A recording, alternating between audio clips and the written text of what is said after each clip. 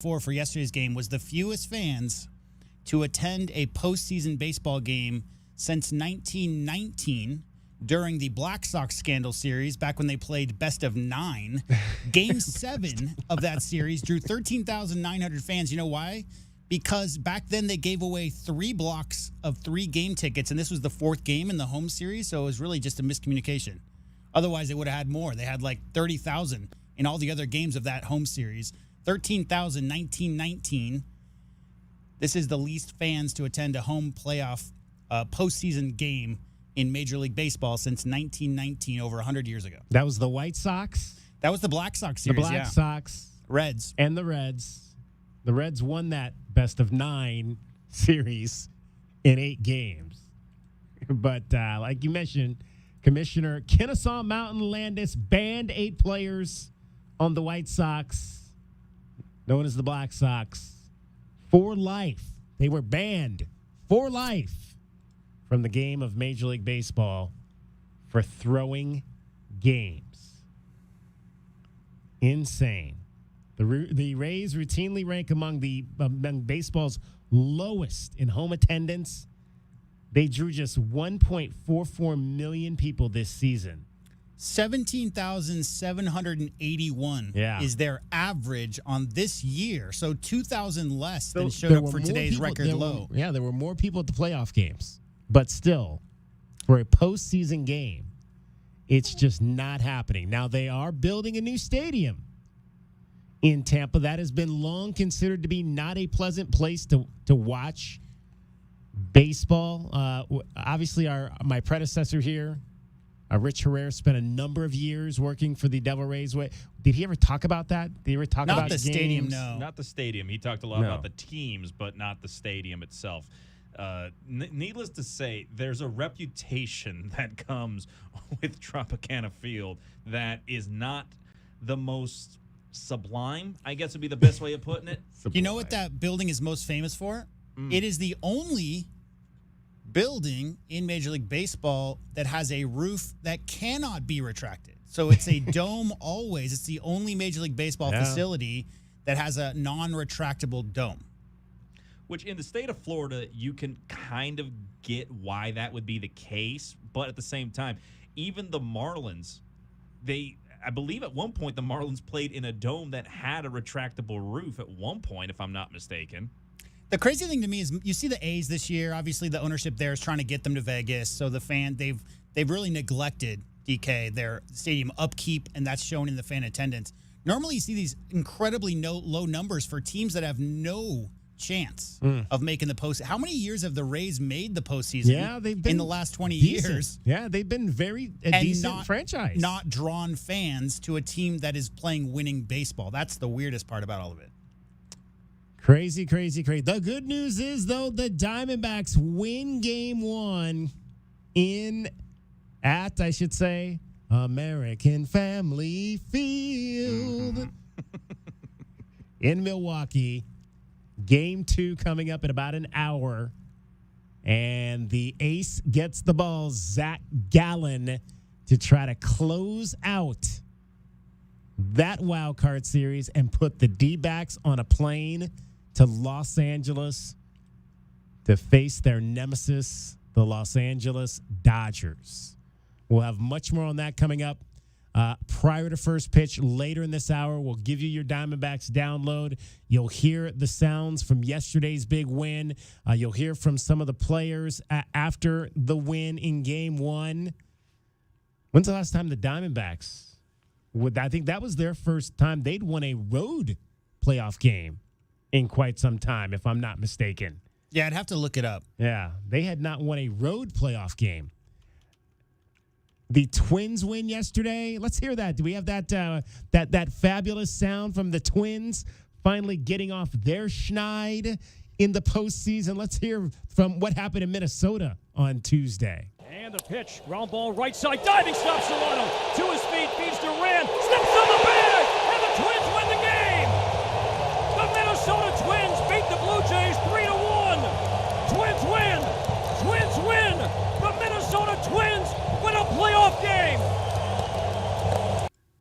For the first time since 2004, we talked about this on a show yesterday.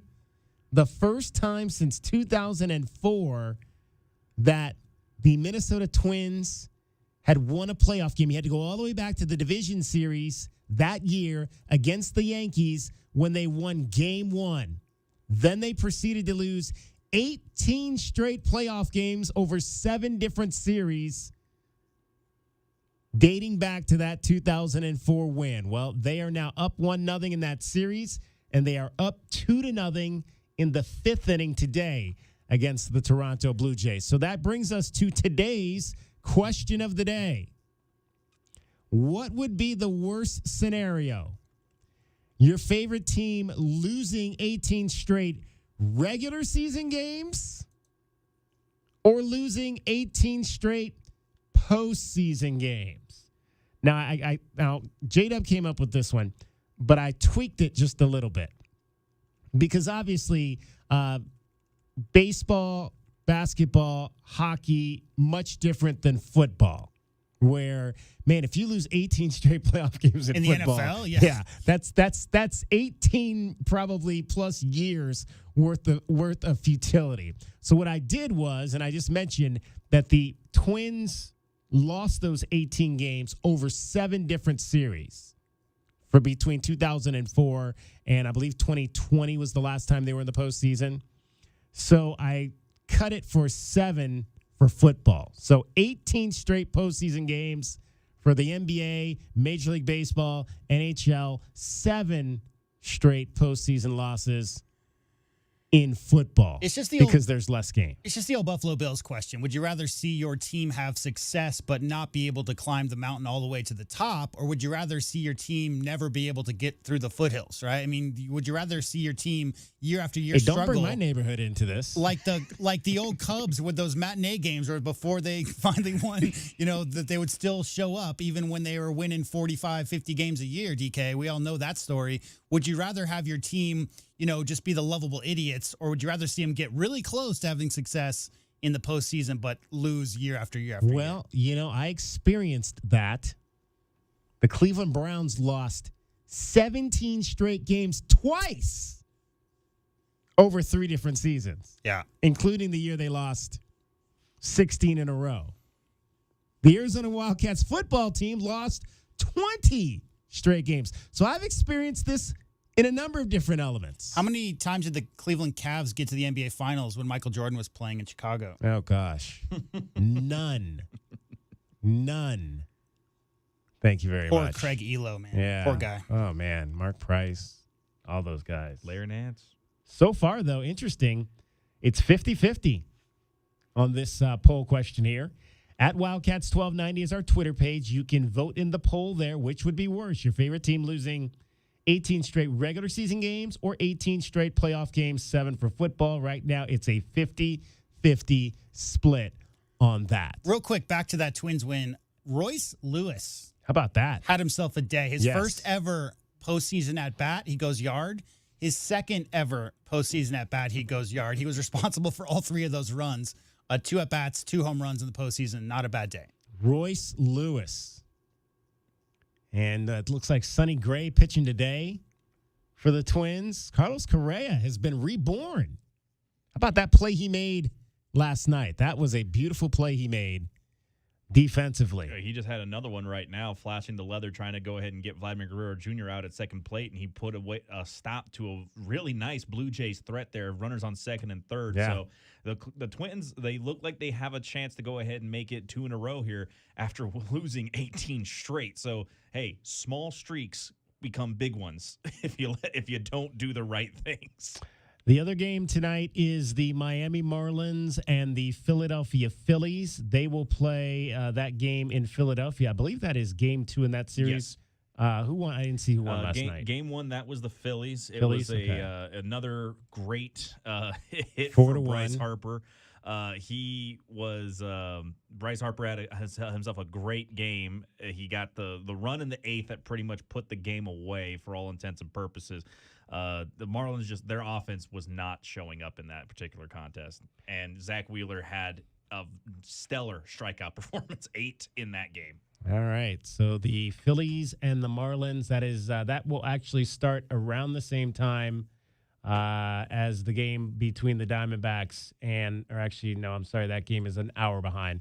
So that game will start at 5. Diamondbacks and Brewers will begin right after 4 o'clock today. All right. The fourth member of our team today is Christy. Hello. Christy, how are you? I'm doing great. All How right, are you Christy, doing? so I'm going to do you like I did cricket yesterday. I'm going to put you on your solo camera here, and I'm going to make you get up so everybody, and I don't know why the name doesn't change on that one screen there.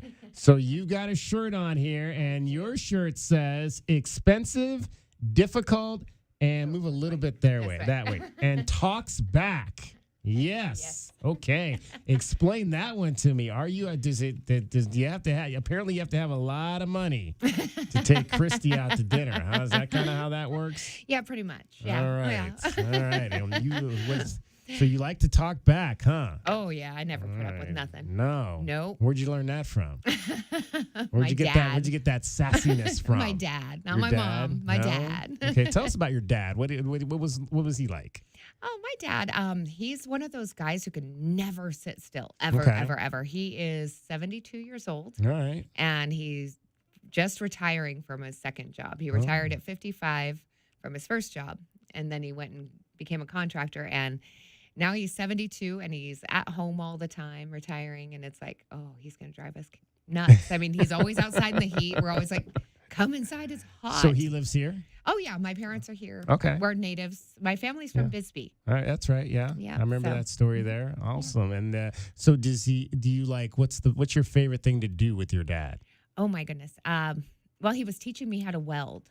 Wow. Yeah, he used to Really? be like a welder inspector and everything else. He worked for Southwest Gas for many, many years. And yeah, he was teaching me how to weld. And I love doing that with him. I was gonna say, are you making stuff then? Oh, Or- no. I'm just practicing Just my putting beating. stuff back together. Or? Yeah, no, I'm just practicing my beating. Oh, But okay. it was a lot of fun. I was going to say, every time I see Christy and I ask her what she's been up to, she says, I've been digging a ditch with my dad. Oh, So you yeah. shouldn't be surprised about her dad teaching her how to weld because she's always out there with working on projects with I him. am. We've dug ditches. We've run gas lines. We've run water Wow. lines. We've run electrical. We've done everything. I swear he thinks I'm a boy. Man, so you actually know how to do all the stuff around the house then. I do. I've replaced several toilets. I can do it all. Want to come replace my toilet? Sure. I had kids. They It's were horrible. shoving toys down there. Oh my gosh, that's terrible. All right, find Mr. Rubber Ducky or something. Oh, yeah. Down inside the toilet. All right, she gets you home though every 20 minutes on the fives with your traffic. Tell them what's going on, Christy. From the O'Reilly Chevrolet Traffic Center, this is Wildcats Radio 1290 traffic and weather together. We have an earlier collision in the clearing stages at 6th Street and Warren Avenue, just west of Campbell Avenue in the U of A area. Also, we're seeing quite a bit of slowing for southbound Mission Road and westbound Ajo Way. You can use La Cholla Boulevard instead. Tonight is cool, clear, and 62. Tomorrow's high 97, and it is currently 91 degrees outside. And I'm Christy with Wildcats Radio 1290 traffic and weather together.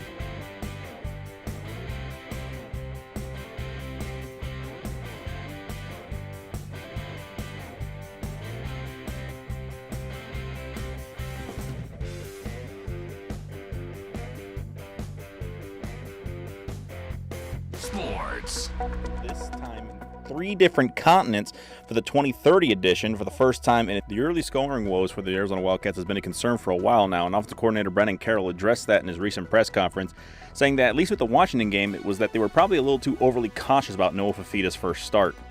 Yeah, I think we were a little bit protective of our quarterback first couple drives, and I think we just need to let him play. And so that was this week. The other weeks they've all got different things. We just need to play our game, do what we do really well, and make sure our guys feel really confident going to the game, which they always do. But instead of feeling it out, let's just go play right away. Arizona has still not said whether or not Jaden Delores' return to the field at this point against the Trojans is a guaranteed. It will be a real World Cup for the 2030 edition of the biggest soccer event in the world, as the Cup will be hosted now this time in 3 different continents for the 2030 edition for the first time in its history. As of right now, it's been revealed that the games will be played in Europe, Africa, and South America to celebrate the tournament's start with the 100th birthday celebration in Uruguay. With this move, Spain, Portugal, Morocco, Argentina, Paraguay, and Uruguay will all receive automatic bids to the 48-team tournament in 2030. That's your 2020 Sports Update. We'll have more for you here on Wildcats Radio 1290. DK on the sports tip on Wildcats Radio 1290. All right, I just want to hear Dragon Ball say Paraguay and Uruguay one more time. Paraguay and Uruguay. Uruguay. Okay, let's look at you, like spinning your R's or whatever. They rolling your R's and all kinds of stuff like that. 520-848-1290. 520-848-1290 is the number to get in on the program. The Diamondbacks won their game yesterday, game 1. In fact, let's go ahead and give you your Diamondbacks download. Diamondbacks download. Baseball stuff! It did not necessarily start well for the Diamondbacks. They had their rookie, Brandon Pfaadt, on the mound, and Brandon got into trouble in the first, gave up a run, gave up a couple of more runs in the second inning, and spotted the Brewers a 3-0 lead. But this game got better as it went on, and it would start with Corbin Carroll in the third inning. He would get a home run there, and it would be a 2-run shot to give the Brewers a 3-2 lead. Then Ketel Marte would come on, and he would follow that with a home run of his own, and it would be 3-3 in favor of the Diamondbacks. And then the Diamondbacks would take the lead. It would be the lead changing with Gabby Martinez at the plate. Right-hand hitter climbs back in. Burns ready. Swing and a high fly ball. Well struck out towards left center field. That one on its way and gone! Over the bullpen. Moreno, a solo homer, and the Diamondbacks have the lead. It's 4-3. And Moreno just stays back. Look at this. The ball just didn't do anything. It got it up in the zone. It flattened out, and his head position is impeccable. It gets under that ball with some serious launch angle. So Gabby Moreno, who's been quite the surprise for this team over the course of the second half of the season, a catcher that not too many people were talking about early on this year, but really came on and swung the bat well in the second half of the season. A real big surprise would put the Diamondbacks up 4-3. Kevin Ginkel was fabulous. Kevin Ginkel pitched the 8th inning, struck out the side. And what a turnaround for Kevin Ginkel, the Arizona Wildcat. You remember when we first started this show in June, Kevin Ginkel was still in AAA. He'd gotten sent down to Reno, brought back after he worked on some things. And sometimes that's why they do that. They see some things early in the year. They send a kid down. They want him to get right. Well, Kevin Ginkel got right, and he has been a money setup man for Paul Sewald in the second half of the year as well. Kevin Ginkel striking out the side in the 8th inning to close it out for Paul Sewald. Christian Walker had another big blow in the 9th inning to drive in a pair of runs on a double, and the Diamondbacks win by a score of 6-3 over the Milwaukee Brewers. So game number 2 of this series is set to start in about a half an hour in Milwaukee, and it's going to be the ace, Zach Gallen, on the hill for the Arizona Diamondbacks. Zach Gallen on this season, a Cy Young Award-winning campaign, to say the least. Will he get the award? Do we think he's going to get the award? Is there anybody else that you think's more deserving of that award than Zach Gallen? It's hard because this is a situation where it's always based on, you look at it based on stats versus wins. I think that's what they look at nowadays. The Jacob deGrom year has kind of thrown off what I know about the Cy Young Award, where in the end, I still think that in the NL, Zach Gallen is the front runner. The only guy that's close is Blake Snell. Yeah. And Blake Snell has absolutely had a deserving year in that regard to his statistics. He just couldn't get the rest of his team to get on the same page out in San Diego. That was really, in essence, the only one that I could think of outside of Zach Gallen, although it's not necessarily all that high right now for Zach Gallen, because they've also got Spencer Strider, who, granted, he is absolutely the winner if you just look at wins. And then Justin Steele, I guess, has a better odds chance of getting the Cy Young than Zach Gallen does. Yeah.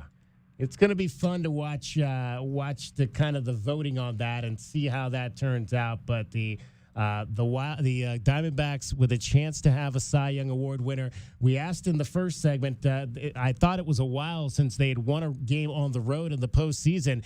It was, in fact, 2007, Game 3 against the Cubs. Livan Hernandez, El Duque, was pitching for the Diamondbacks the last time that they won a game in the postseason on the road.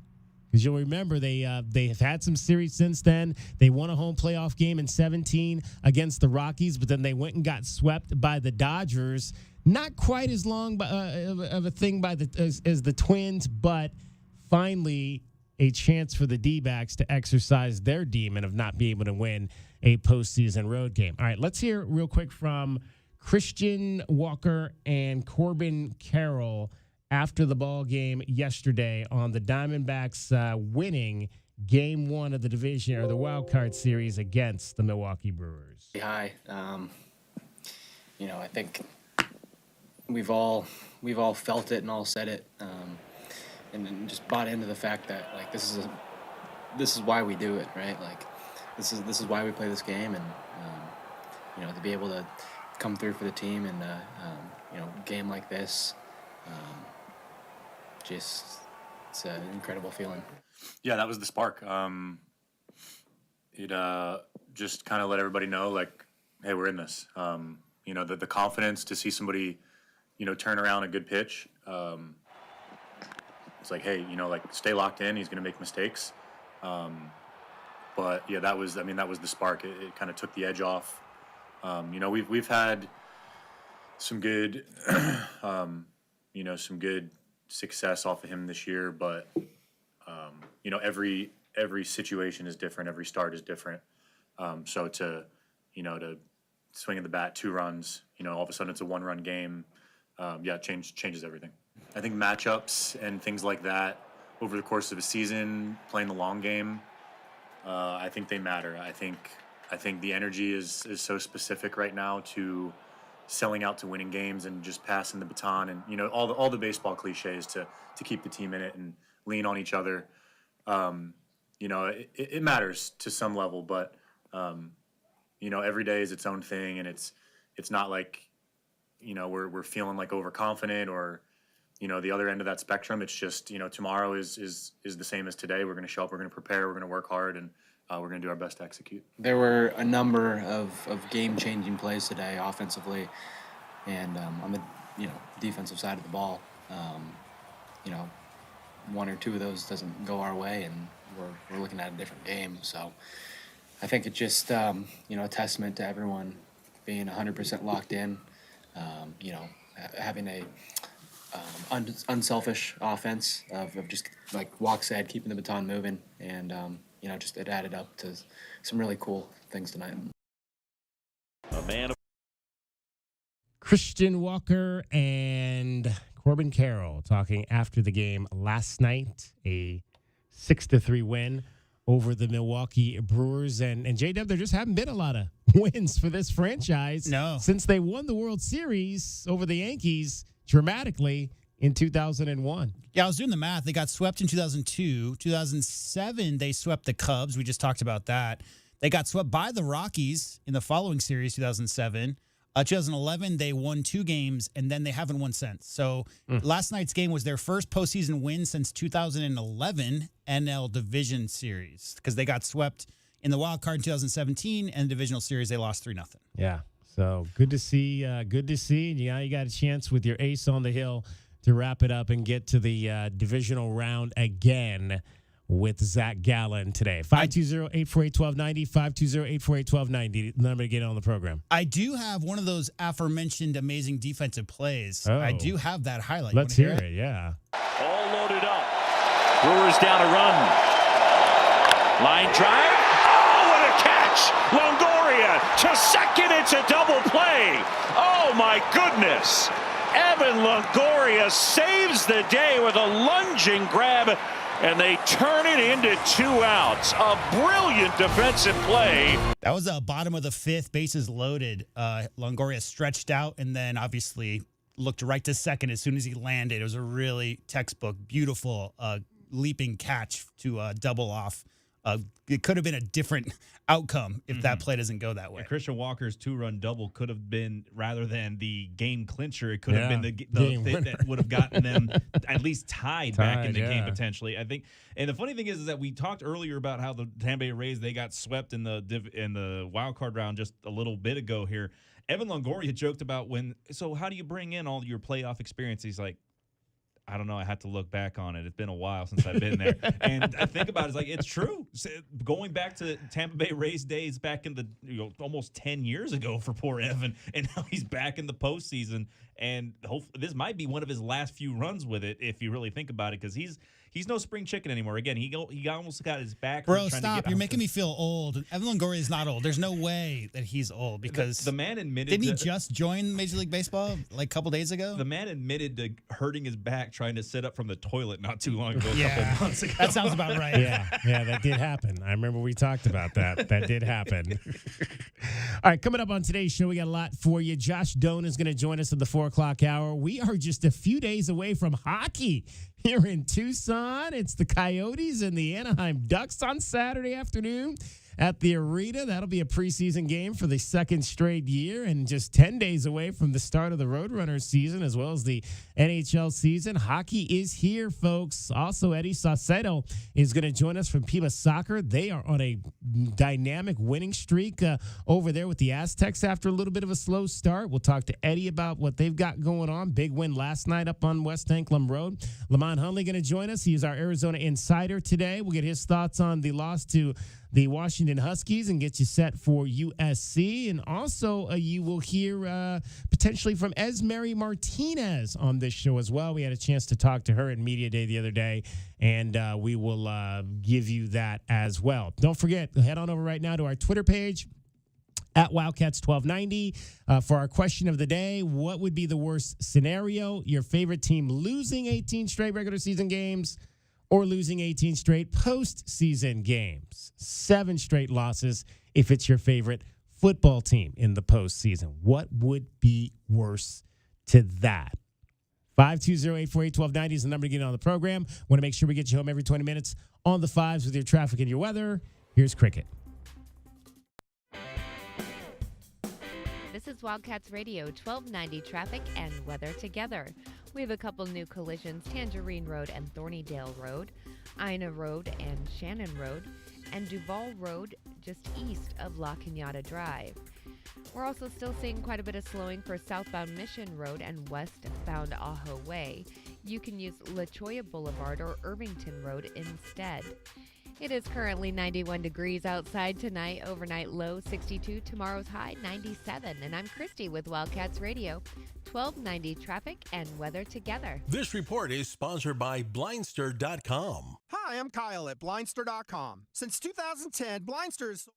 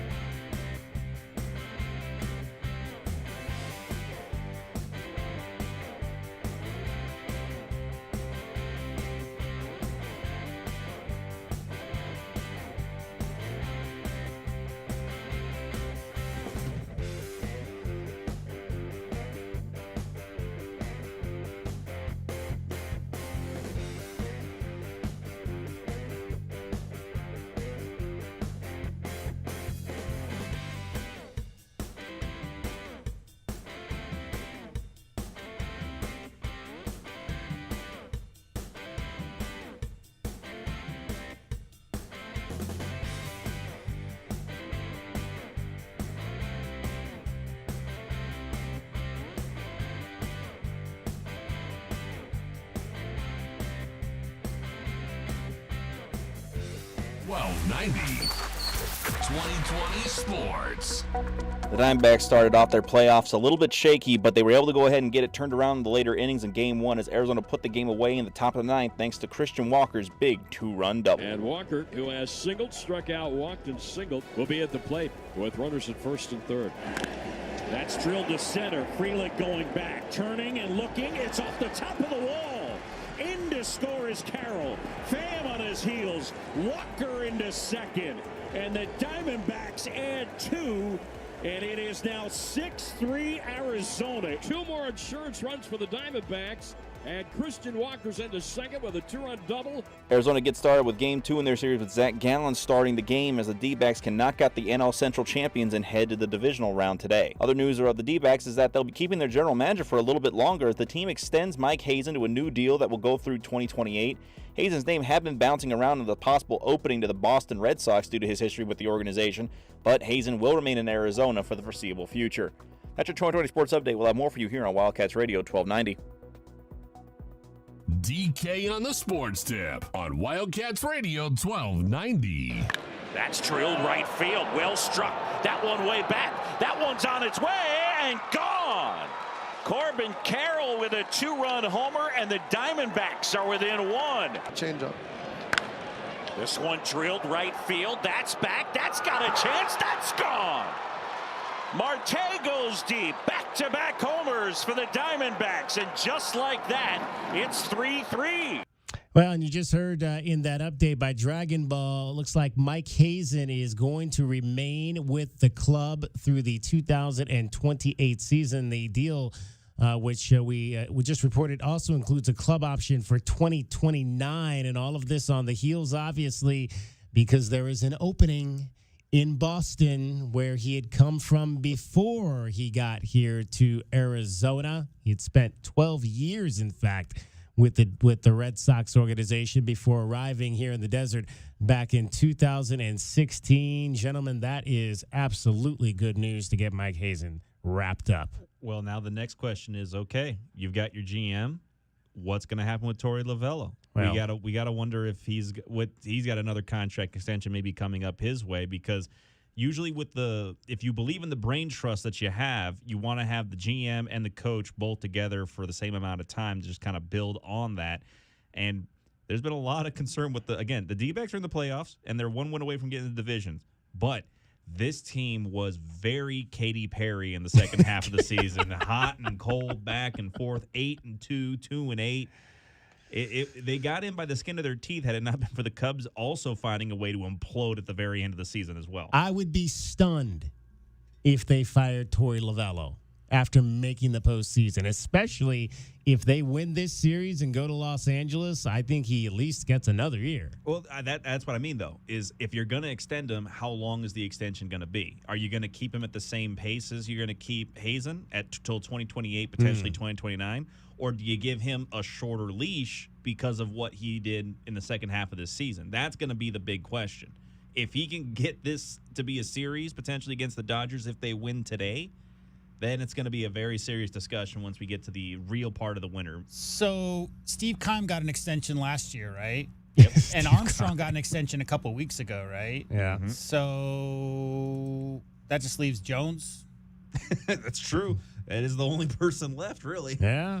Jones. And I mean, like, his entire roster has been turned over in the last 18 months. Yeah. So is he doing a good job or a bad job? That's the question. Well, I think we're going to find that out with this particular roster right here. If he doesn't go deep with this roster, it's a win now, man. It's win now for sure. Win now. The Diamondbacks also extending the contracts of Hazen's top lieutenants, assistant general manager Mike Fitzgerald and Emil Sawade, also getting extensions by the club, which will play in about 20 minutes in Milwaukee at American Family Field, trying to win the wild card and advance. We were talking about Kevin Ginkel. Have a listen to what he did last night.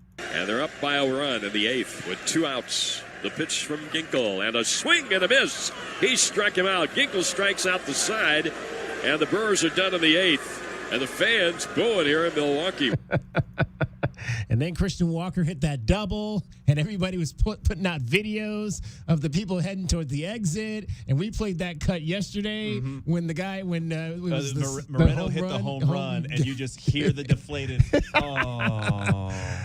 My God. I made the joke that it was like listening to a live sitcom audience when they had the really, really sad update to a storyline. Well, she didn't win the trip. Oh. But you got to give Torey Lovello, credit for the way he managed this pitching staff yesterday. 7 guys went out there and held the Brewers to 3 runs. And really, essentially his bullpen did not allow a run. The bullpen went 6 1/3 innings in this game, allowed just 5 hits. From Joe Mantiply, who came on after they pulled Brandon Pfaadt in the 3rd inning, Miguel Castro, so Mantiply 2/3 of an inning, Castro 2/3 of an inning, Ryan Nelson gave up 3 hits in 1/3 of an inning, and you heard the play where Evan Lagara saved his butt. Thompson, an inning and 2/3. Ginkel pitched 2 innings, actually. I said he pitched only the 8th, struck out the side, but he also pitched the 7th inning and struck out 4 total. And then Paul Sewald came in to shut the door. And a shot to center, left center. On the run is Thomas. He gives way, and Gurriel makes the catch. And the Diamondbacks have struck first in this best of 3 in Milwaukee as they beat the Brewers tonight 6-3. Greg Schulte, his final go-around as the voice of the Arizona Diamondbacks. In case you are not familiar, he is going to be retiring at the end of this season. He's had some health challenges the last couple of years. I believe he's battling cancer as well. But Greg Schulte hanging up his microphone, the Gubna, hanging it up. He has been the voice of this franchise since the first pitch in 1998. And his career, you'd love to see them go deep and give the Governor one more deep run into the postseason. But Paul Sewald, since arriving at the deadline, 15 out of 17. If you count yesterday's game, 16 out of 18 save chances to solidify the back end of that bullpen, which we talked all summer long was the Achilles heel for this ball club. But the question is, and maybe we'll do this question of the day tomorrow, but I'll ask it now. What was the bigger deal? The deal that brought Paul Sewald here or the deal that brought Tommy Pham here? Because Tommy Pham was equally as important on the offensive side of that coin for this ball club to get them to October. But I would say if I had to vote either or, I would say Paul Sewald was the bigger deal for this team because that bullpen was a mess during the early part of the summer. Yeah, no, absolutely. I think what we'll probably find out a better idea if and when the Diamondbacks win today, then we'll have better ideas like, okay, what led the way? Was it the offense or was it the pitching? Because like you said, yesterday's game was really, in essence, Torey Lovello really went to a bullpen game. It was a quick pull for Brandon Pfaadt, who, for all intents and purposes, he is one of the main starters that you want to have right now in the postseason rotation. But you went to the bullpen real quick, and the pitching definitely stemmed the tide of what was going to be a pretty big inning for the Brewers, and their hitting just never really recovered from that. But Tommy Pham, you heard him on the Christian Walker double. He was the guy right behind Corbin Carroll, so he still got on base, and he did his damage with the bat too. So we'll see what happens today to see if it's the offense or the pitching that goes ahead and leads the way to potentially get another win over there in Milwaukee. All right, are you excited about this Diamondbacks team? A win away from the division series. 520-848-1290. 520-848-1290. We want to hear from you on that. Let's hear real quick. This is a quick segment. Well, let's hear real quick from Jonah Coleman. Jonah Coleman has had a fabulous season so far for the Arizona football team as kind of the primary first guy behind Michael Wiley. And we had a chance to catch up with Jonah Coleman, who was asked about his experience so far here at Arizona. Amazing. I grew a lot in life and, football. I think that, Coach Graham, the older guys in the room, teaching me life lessons as we go on, and it's just been an amazing experience since I've been here. And how helpful has a guy like Michael Wiley been for your growth as a running back? like amazing. Like I said, like I try to take some of the great plays that he make and, you know, incorporate it into my game, you know, like the stiff arm, the making guys miss in the secondary and things like that. And, you know, he's taught me a lot. Film study, extra film study and things like that, and, you know, hanging outside of football, things like that. Just trying to get me right, you know, draining his brain before he leaves. About 2 questions for Jonah. Jonah, first of all, how would you describe your running style? And second question is, how much weight do you think you've lost since you got here? Running style, I would say I can do it all. I can make guys miss. I've been working on that this year in the off season. I can run through you, over you, and around you, and I can catch the ball. So I'm pretty much all around back. I would say I lost 10 pounds since I've been here. I've been floating around like the 220 range, and, you know, staying like 220 would be my heaviest, and then if I'm feeling light, it'd be like 218. So staying around that weight. Where do you want to be in terms of your weight? Right about there. You know, I'll probably cut down 5 more pounds going into my junior season, but, you know, who knows? You've been compared to a Maurice Jones-Drew in terms of your body type, style, et cetera. What do you think of that kind of comparison? It's kind of funny, you know. We always we watch some highlights like of certain plays that we put in, and Maurice Jones-Drew would be right there, and everybody be like, "There goes Jonah," and things like that. But, you know, I can see some similarities, the height wise, but I don't really have like an opinion on it. Is there anyone that you have kind of modeled yourself after? Maybe more current players? I would say like a Josh Jacobs. You know, he catches the ball and he runs through tackles. A very physical runner. You know, like I said, he'll run through you, over you, and around you. And, you know, he's my favorite back in the league right now. Jonah, you talk about that physicality. I know Coach Graham has talked a lot about teaching that running back room to run angry. How is he instilled that? It's just basically like, what is your why, and, you know, have a chip on your shoulder. Like, make them feel it. Like, every time you get the ball, like, they don't want to tackle you. So, you know, when you get the ball, make them feel it. You know, soften them up. You know. What's your why? My why, my family. You know, I got 9 siblings. I come from a big family, and, you know, the struggles and, you know, things that we, you know, been through in life, you know, kind of sits with me, and that's my drive and my motivation to do what I do. Jonah, you said you had 9 siblings. Where do you fall in line as far as age-wise in the 9? I'm like right in the middle. Yeah. How many boys and how many girls? I got 5 sisters and 4 brothers. What was that like? What is that like, I guess, to be in such a big family? I would say the holidays and things like that. It's amazing to be around, you know, all your siblings and parents and things like that. It also gets hectic, you know, all in one house and, you know, sharing rooms and clothes and things like that. So. Do they all live in NorCal still? Or? Yeah, Stockton. Yeah. And then, what do you make of DJ Williams' truck? All right, so we got this little thing in the room where we label ourselves as cars. You know, we call Mike like the Ferrari, and, you know, Speedy the Lamborghini, and then call DJ the Trackhawk. You know, Trackhawk V8. You know, go fast, and he's so big, he'll run through you, and he would literally like run past you, and it's like we don't know how he do it, but I think DJ is the fastest on the team when they get rolling. But have you ever like been in his truck before? Oh, you're talking about his truck. Oh, yeah. I have to literally jump in it, like, jump in his truck. Like, I don't know how he do it, but, like, I jump in it every time I get in it. Like, which car are you? Oh, they call me, they call me like a TRX or something like that. You know, it's kind of, they joke around with me a lot, so they lower my car. Maybe we'll have to do that. Maybe we'll have to, in the next segment, we'll have to figure out what cars we would be.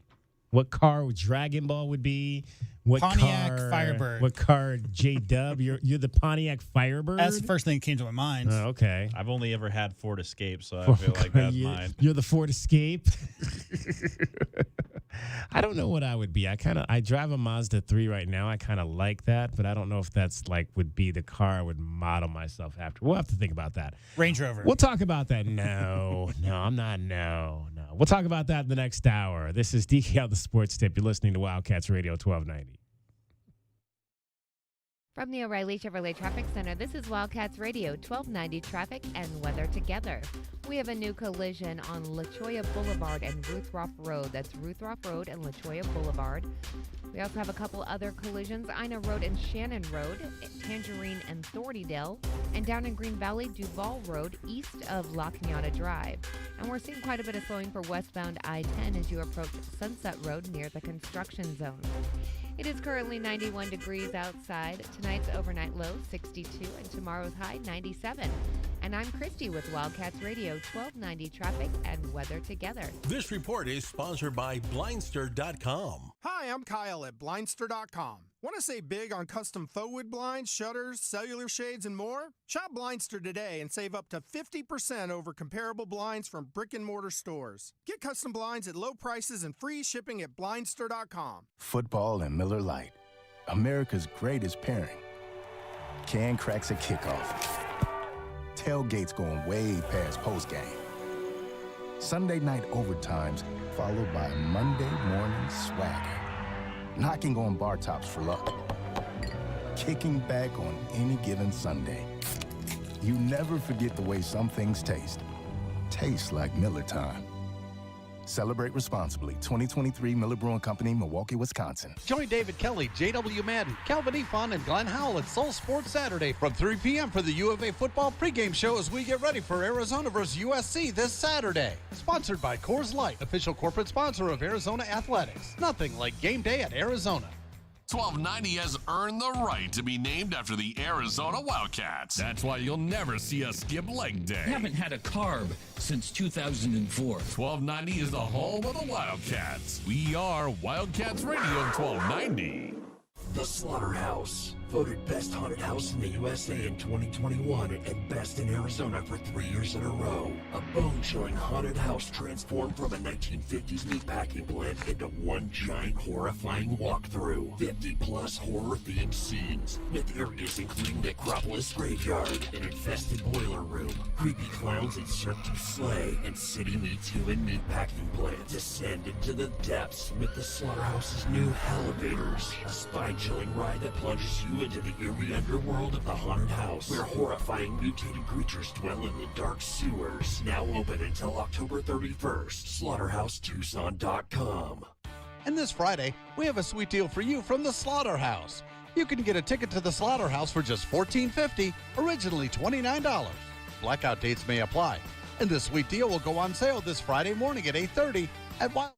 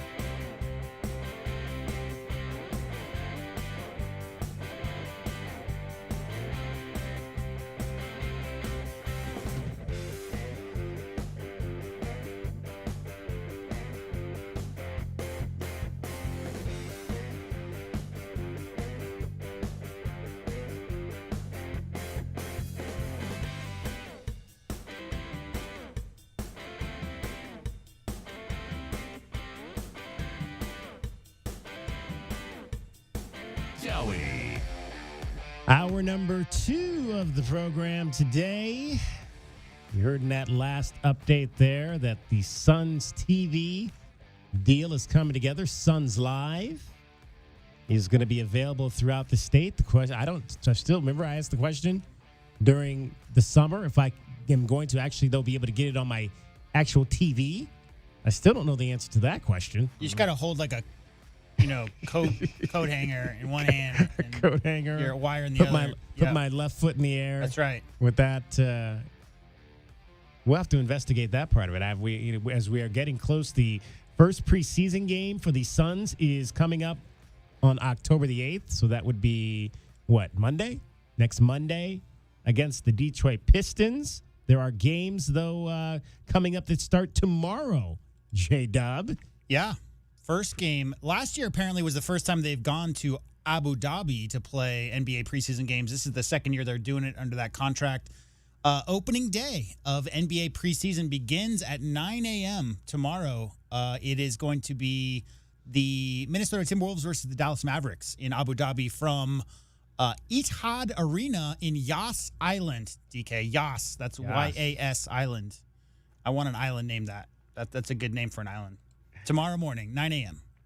Well, obviously, the story of this Suns season is the two things that happened over the summer. The deal to bring in Bradley Beal to team with what appeared at the time to be Devin Booker and Kevin Durant and DeAndre Ayton, among others. And now the most recent deal, which sent DeAndre Ayton last week to the Portland Trailblazers, and the Suns in return getting the likes of Yusef Nurkic,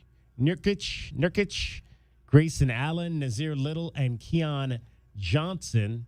And then the Portland picked up in that deal Drew Holiday and then spun him off to the Boston Celtics. I don't think we ever touched on that last week. Well, I think what that deal means for the Celtics. Yeah, I mean, Drew Holiday is a veteran, obviously, one of the best perimeter defenders. I don't think anybody expected him to stay up there in Portland long term. When that deal happened, I think we all knew that a contender would be looking. And the interesting thing to me is they lost Marcus Smart from that Celtics team, and he's always been their defensive stopper. And now they got Drew Holiday, more or less. Maybe a little less hit and miss is Marcus Smart offensively. Drew Holiday, a little bit more of a steady feature there. But, yeah, it's an interesting swap. They got Drew Holiday on the Celtics now, and that's another win-now team as well.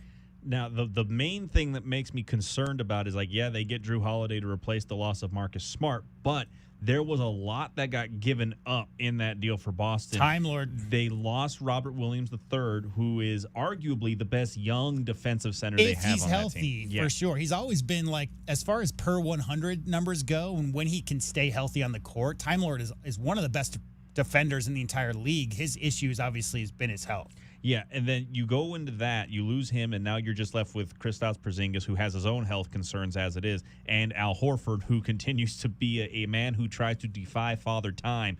The other part that they lost in that deal was Malcolm Brogdon. Now, that's the one that I think is a little iffy, but Portland getting him, that's going to be a huge boost to getting Scoot Henderson's development up and going.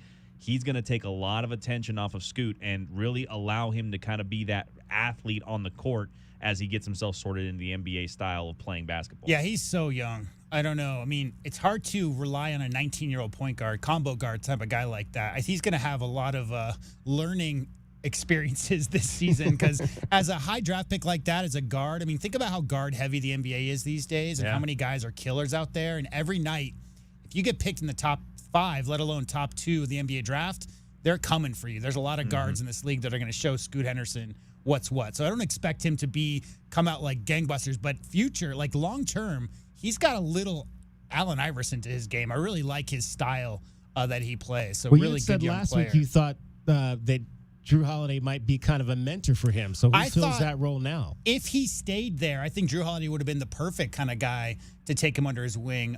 Much more so. Dame Lillard's always been a team-first guy. Despite what happened this summer and him demanding a trade and all that, I expected that was going to be the situation. But when they drafted Scoot Henderson, that was the writing on the wall for Dame Lillard's camp. That was I'm not going to be around here anymore. But when Drew came along in that DeAndre Ayton deal, kind of thrown in, and it's hard to imagine that because just a few years back he was one of the 2 or 3 leaders on an NBA championship team. I felt like maybe he could be a mentor, DK. I thought like if he stayed in Portland, that would be a good guy for Scoot to take Scoot under his wing. But clearly Drew Holiday has a lot more good basketball years ahead of him. I think he's only 33, 34, something like that. So he's got some good basketball left. Portland's going to be a work in progress. It's got a lot of youth up there, and Ayton's going to get more shots than he's ever seen before. All right, let's head up to Phoenix and to the training camp of your Suns and hear a little bit. Let's hear from Devin Booker just on how things are going so far this year. Chris being traded, and obviously DeAndre, you played with them, got to a finals with them, build relationships with them. What's it like knowing that you won't have those guys, but on the other side, getting a Bradley, getting a Nurkic on that end? Yeah, man, I don't even like to, say that in the same sentence because, not only those guys, even before that, Mikal and Cam, everybody that was a part of, historic part of this franchise. Trades are the hardest part of this business, because I know me personally, I'm so invested, but, just understanding that, people might be in a better situation. I seen DeAndre get to Portland. He had a big smile on his face, and, even when we shook hands before he walked out after the trade, you could tell his energy was, a new opportunity, new momentum. So that's all you can ask is that they're in a better situation. They continue to flourish and get better. But yeah, like I said, the hardest part of the business is that. But those guys have done things for this organization, and that will never be forgotten. Obviously, Devin Booker, the cornerstone of this Suns franchise. Kevin Durant came over last year for the final part of the season and the playoff run. And Booker asked how these two have grown their relationship over the course of the summer and heading into this season. I mean, I'm just, excited to see our relationship continue to grow. As everybody knows in here, I was a fan first. And, I've always looked up to KD and, to be here firsthand now and get to spend time and grow that relationship is, it's a full circle moment in life. And, we have a great deal of respect for each other.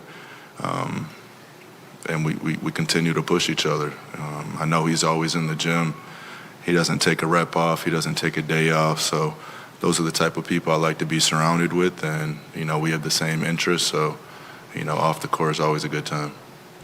And obviously this situation is nothing new for Kevin Durant, who played for a number of years and won titles at Golden State, playing with, Hall of Fame players like Steph Curry and Klay Thompson. And now being in Phoenix has a chance to potentially play with, future Hall of Famers and Devin Booker and Bradley Beal. Yeah, being around talent is what this game is always about. Putting yourself in position to be around the best of the best coaches, players.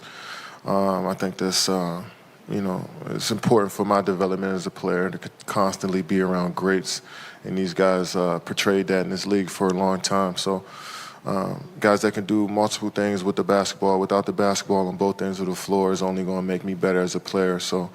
And it starts in practice. Those guys have a high standard for themselves in practice along with myself. So we just got to look forward. I'm looking forward to maintaining that level every single day. I know it's hard, but I'm looking forward to the journey of doing it. And I know a lot of people don't like Grayson Allen. He went to Duke. That's one thing. Most people, not a lot. Most people. He's a little douchey. Some people think he's a little dirty, but he can't shoot the three, and he did start for a title contender. So, I mean, a guy that can obviously help with your long-range game. When you've got a bunch of other guys who can score, another guy that can knock down shots. Yeah, and Grayson Allen has some good size to him. I think he's like 6'7", 6'6", something like that. I don't really have anything negative to say about Grayson Allen's game outside of his inconsistency. And unfortunately at this level, especially DK, if you're talking about playing along the likes of Kevin Durant and Devin Booker, who are going to create so much space, they haven't seen a play where they weren't doubled since they joined the NBA, those two guys. So when you've got them on the court, obviously Beal can do a lot of the same stuff. He's getting a little older, but still has incredible range. All Grayson Allen really has to do, and guys like that, is knock down open shots. It's no different than the situation last year. Maybe make a few things happen off the dribble, look for your teammates. But there's going to be so many opportunities, Dragon Ball, next year for these role players, just as there was last year when you're talking about two of the five best offensive players overall who facilitate, can create looks for their, and unselfish. One thing, if I may, really quick, they talk a lot about getting all these superstars together and how it can be a problem because there's only one ball, DK. This only applies to ball-dominant players like Harden. Guys who are not ball-dominant and who like to pass the ball and like to make the correct basketball play, and guess what? That's Kevin Durant. That's Devin Booker. Kevin Durant doesn't force shots. Kevin Durant makes the right basketball play. So when you're playing in a system like that, new head coach, but with guys who are willing passers, superstars who are willing passers, all Grayson Allen has to do, Dragon Ball, is just knock down open shots. Him and everybody else that's on that roster, Watanabe, got all these different players that are all coming in that are outside shooters. But like you said, Allen has been inconsistent. And the sad thing is that his inconsistency was in a spot where he was asked to do exactly what he's going to have to do here in Phoenix. In Milwaukee, you had Giannis, you had Chris Middleton, and Drew Holiday's a guy who has a lot of really good handles that can attack the basket on certain offensive sets. And Grayson was still a little bit of an inaccurate shooter, even with the attention that a guy like Giannis Antetokounmpo brings in. So he really is going to have to go ahead and bring his best every single night and don't try to force anything. I think we all still remember Grayson Allen being the guy that said, I'm going to take the last shot in a very clear game-clinching moment, and he missed it. When it's like, okay, you could hand it off to Giannis and get him the shot because he's got a free lane to the basket. You can't do that. Don't be hero ball. Be your role. This will be his 6th NBA season and his 4th NBA team. So that tells you everything you need to know. All right. We want to get you home every 20 minutes on the fives with the traffic and weather from the best that we have. If it's not cricket, it's Christy. They're both great. This is Wildcats Radio, 1290 traffic and weather together. We have a new collision on Oracle and River Road. That's River Road and Oracle Road. In the clearing stages, we have LaToya Boulevard and Ruthroff Road, and also clearing Ina Road and Shannon Road.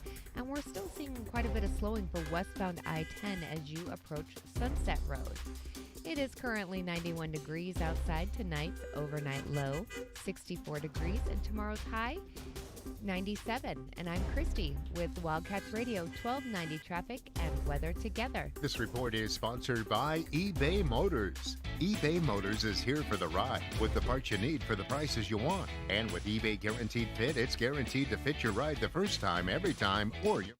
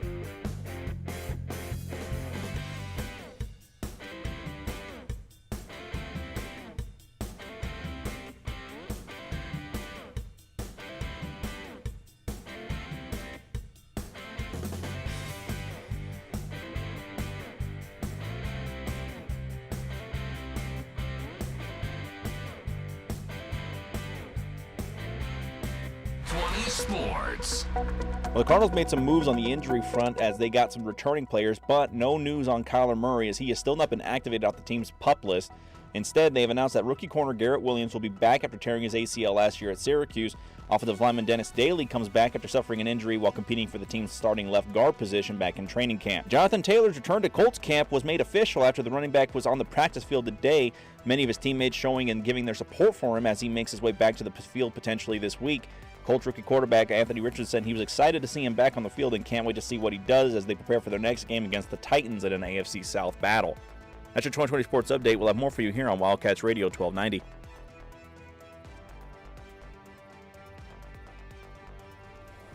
DK on the Sports Tip on Wildcats Radio 1290. 520-848-1290, 520-848-1290 is the number to get in on the program today. Let's talk some hockey. It is hockey season is here. The Coyotes are going to be in town on Saturday for an exhibition game against the Anaheim Ducks, and we are joined by Coyotes draft pick from 2021 and current Tucson Roadrunner Josh Doan, the son of the famed captain Shane Doan, who is trying to follow in Dad's footsteps and becoming a cornerstone National Hockey League player. There's a lot of pressure in that, being who you are. Josh, how have you handled that throughout your life? Yeah, I think obviously thanks for having me at the same time here, but it's been something that my dad's taken the pressure off me since I was a kid with allowing me to just play the game for fun, and he never made me play. He kind of just allowed me to do it if that's what I wanted to do, and if I wasn't passionate towards it, he would have supported me in whatever else I decided to do. So when he's not forcing you to do it, it takes a little bit of pressure off. Give me a synopsis, Josh. You grew up here in Arizona. I mean, this is not what people would maybe consider a hotbed for hockey for the simple reason that it's hot here. And the game of hockey is so focused around the country of Canada and colder climates. Give me a synopsis of hockey as a whole here in the state of Arizona, from youth hockey on up to the National Hockey League with the Coyotes.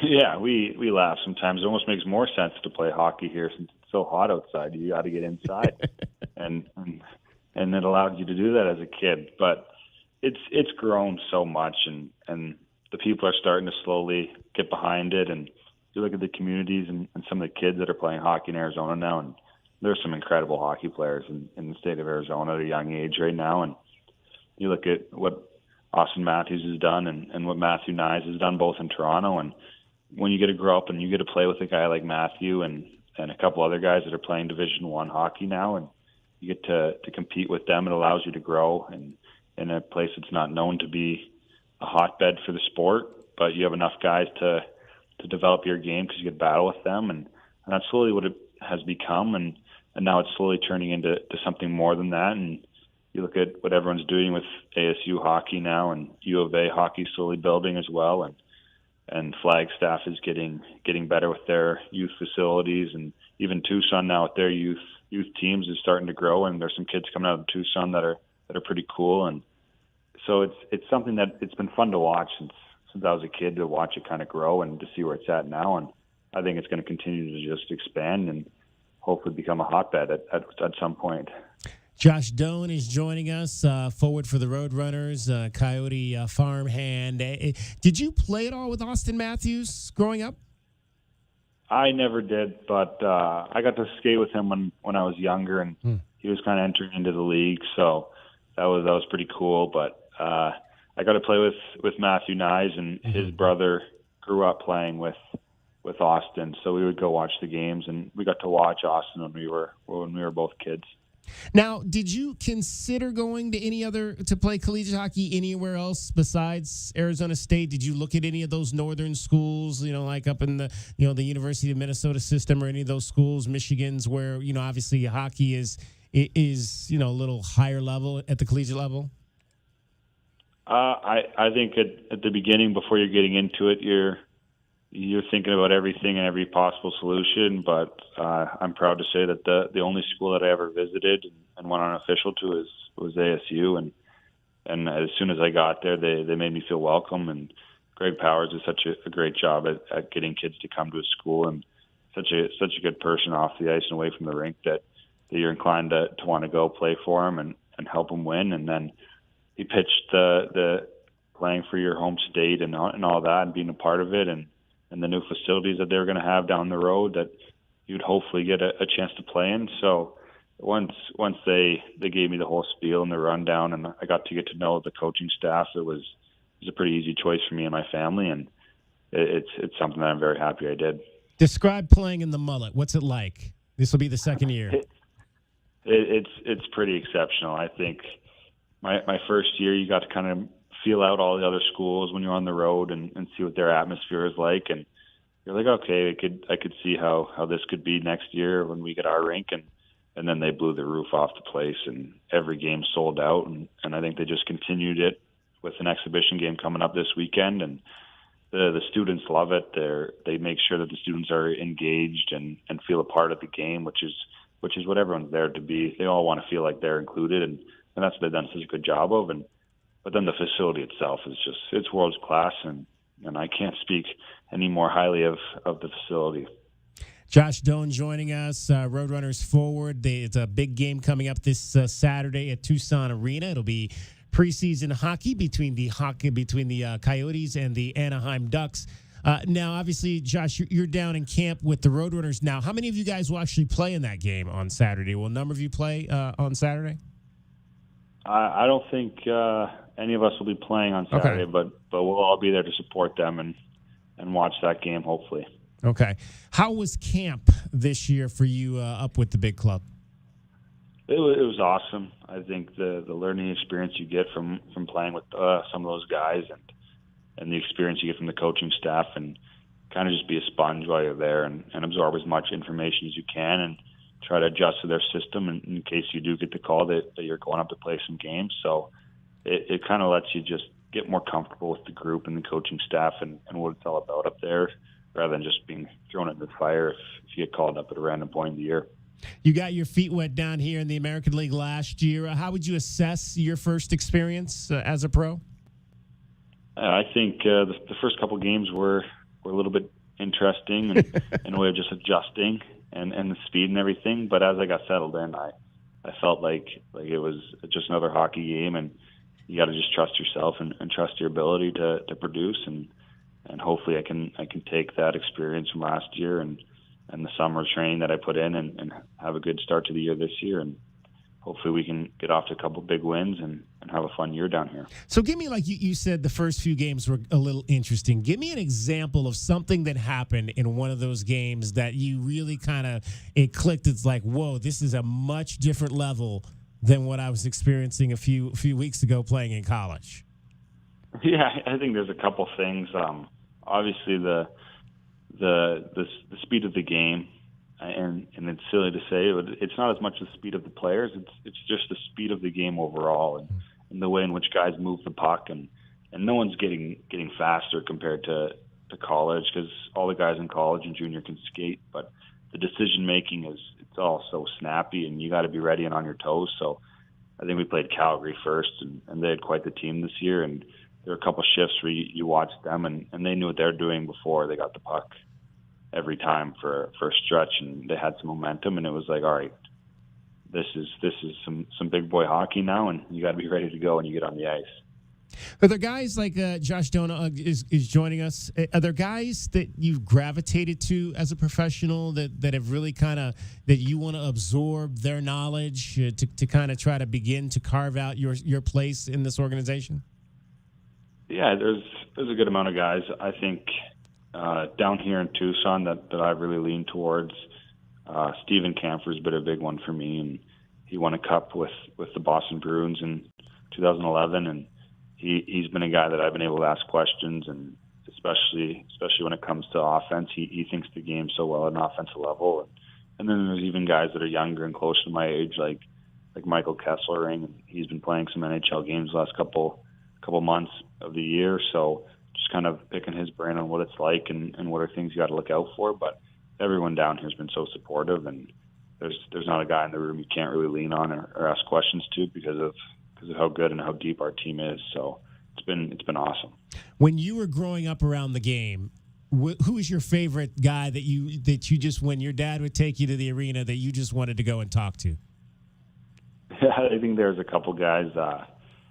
Max Domi was a big one for me when I was at an age where I was a little bit older at the time. So I got to go and he would talk to me and make jokes and make sure I was enjoying being at the arena. And when I was younger, Mikkel Bodker and Oliver Ekman-Larsson were really big pieces to my growth in hockey, and they'd invite me on the ice when I was 12 years old, 11 years old, and shoot pucks with me, and they're things you'll never forget as a kid. So there's so many guys the Coyotes such a good group of guys when I was a kid, and there's not really one guy I can single out that did the most because everyone was such a big part of it.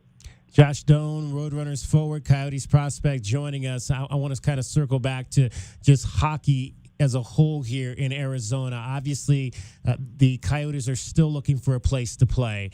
As a kid who was born here, grew up here, hockey in Arizona, does it make you angry that this situation is still unsettled about what the future of this National Hockey League franchise is going to be?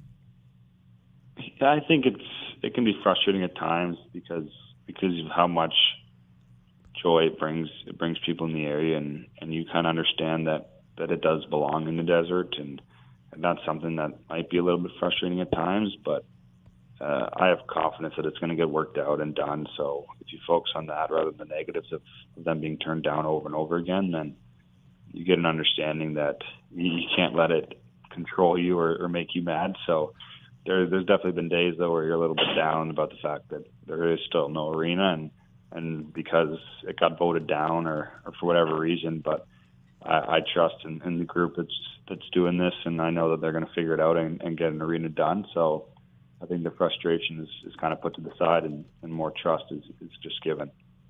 All right, I have been to exactly one Coyotes game in my entire life. All right. And it was the last game that they actually, non-COVID playoff, that they played in the playoffs, Game 6 against the Kings. I believe it was in 2012 or 13. Were you there that night? Yeah, I was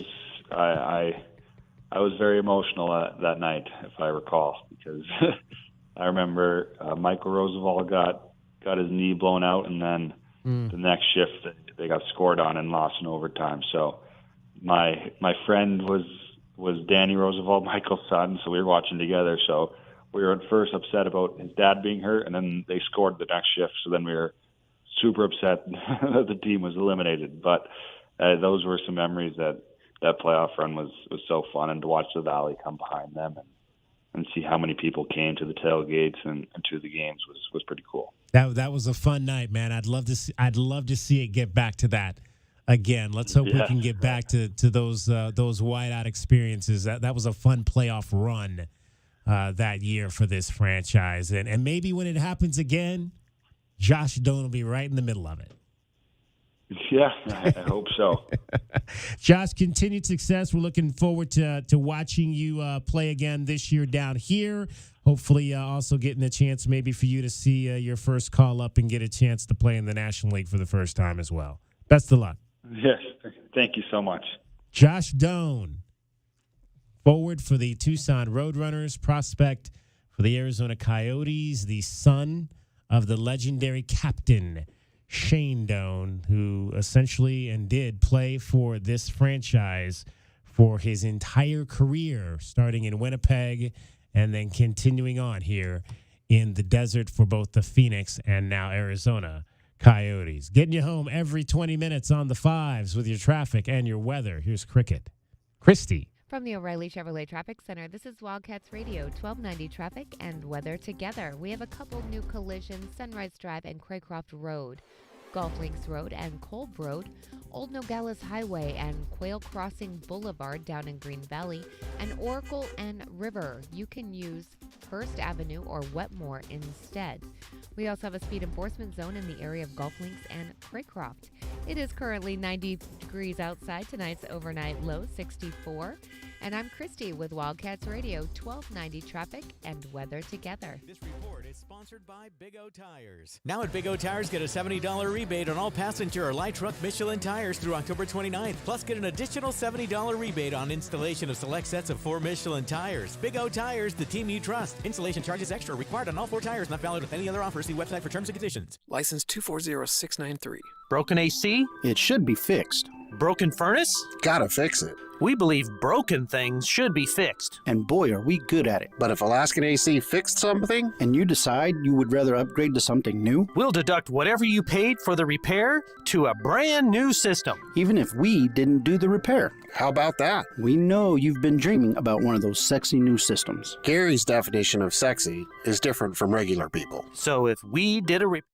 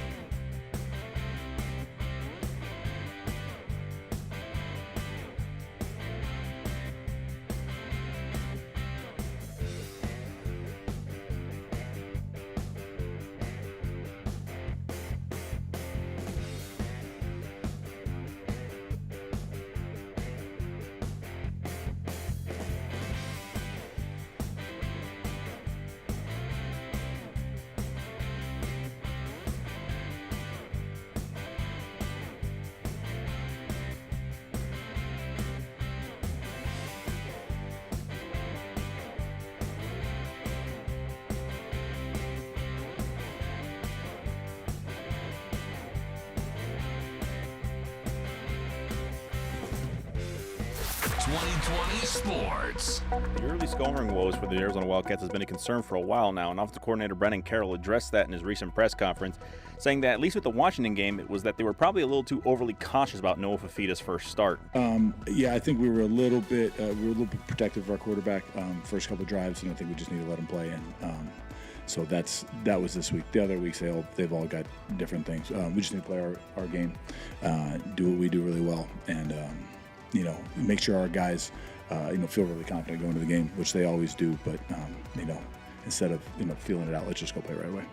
Arizona has still not said whether or not Jaden Delores' return to the field at this point against the Trojans is a guaranteed. It will be a real World Cup for the 2030 edition of the biggest soccer event in the world, as the Cup will be hosted now this time in 3 different continents for the 2030 edition for the first time in its history.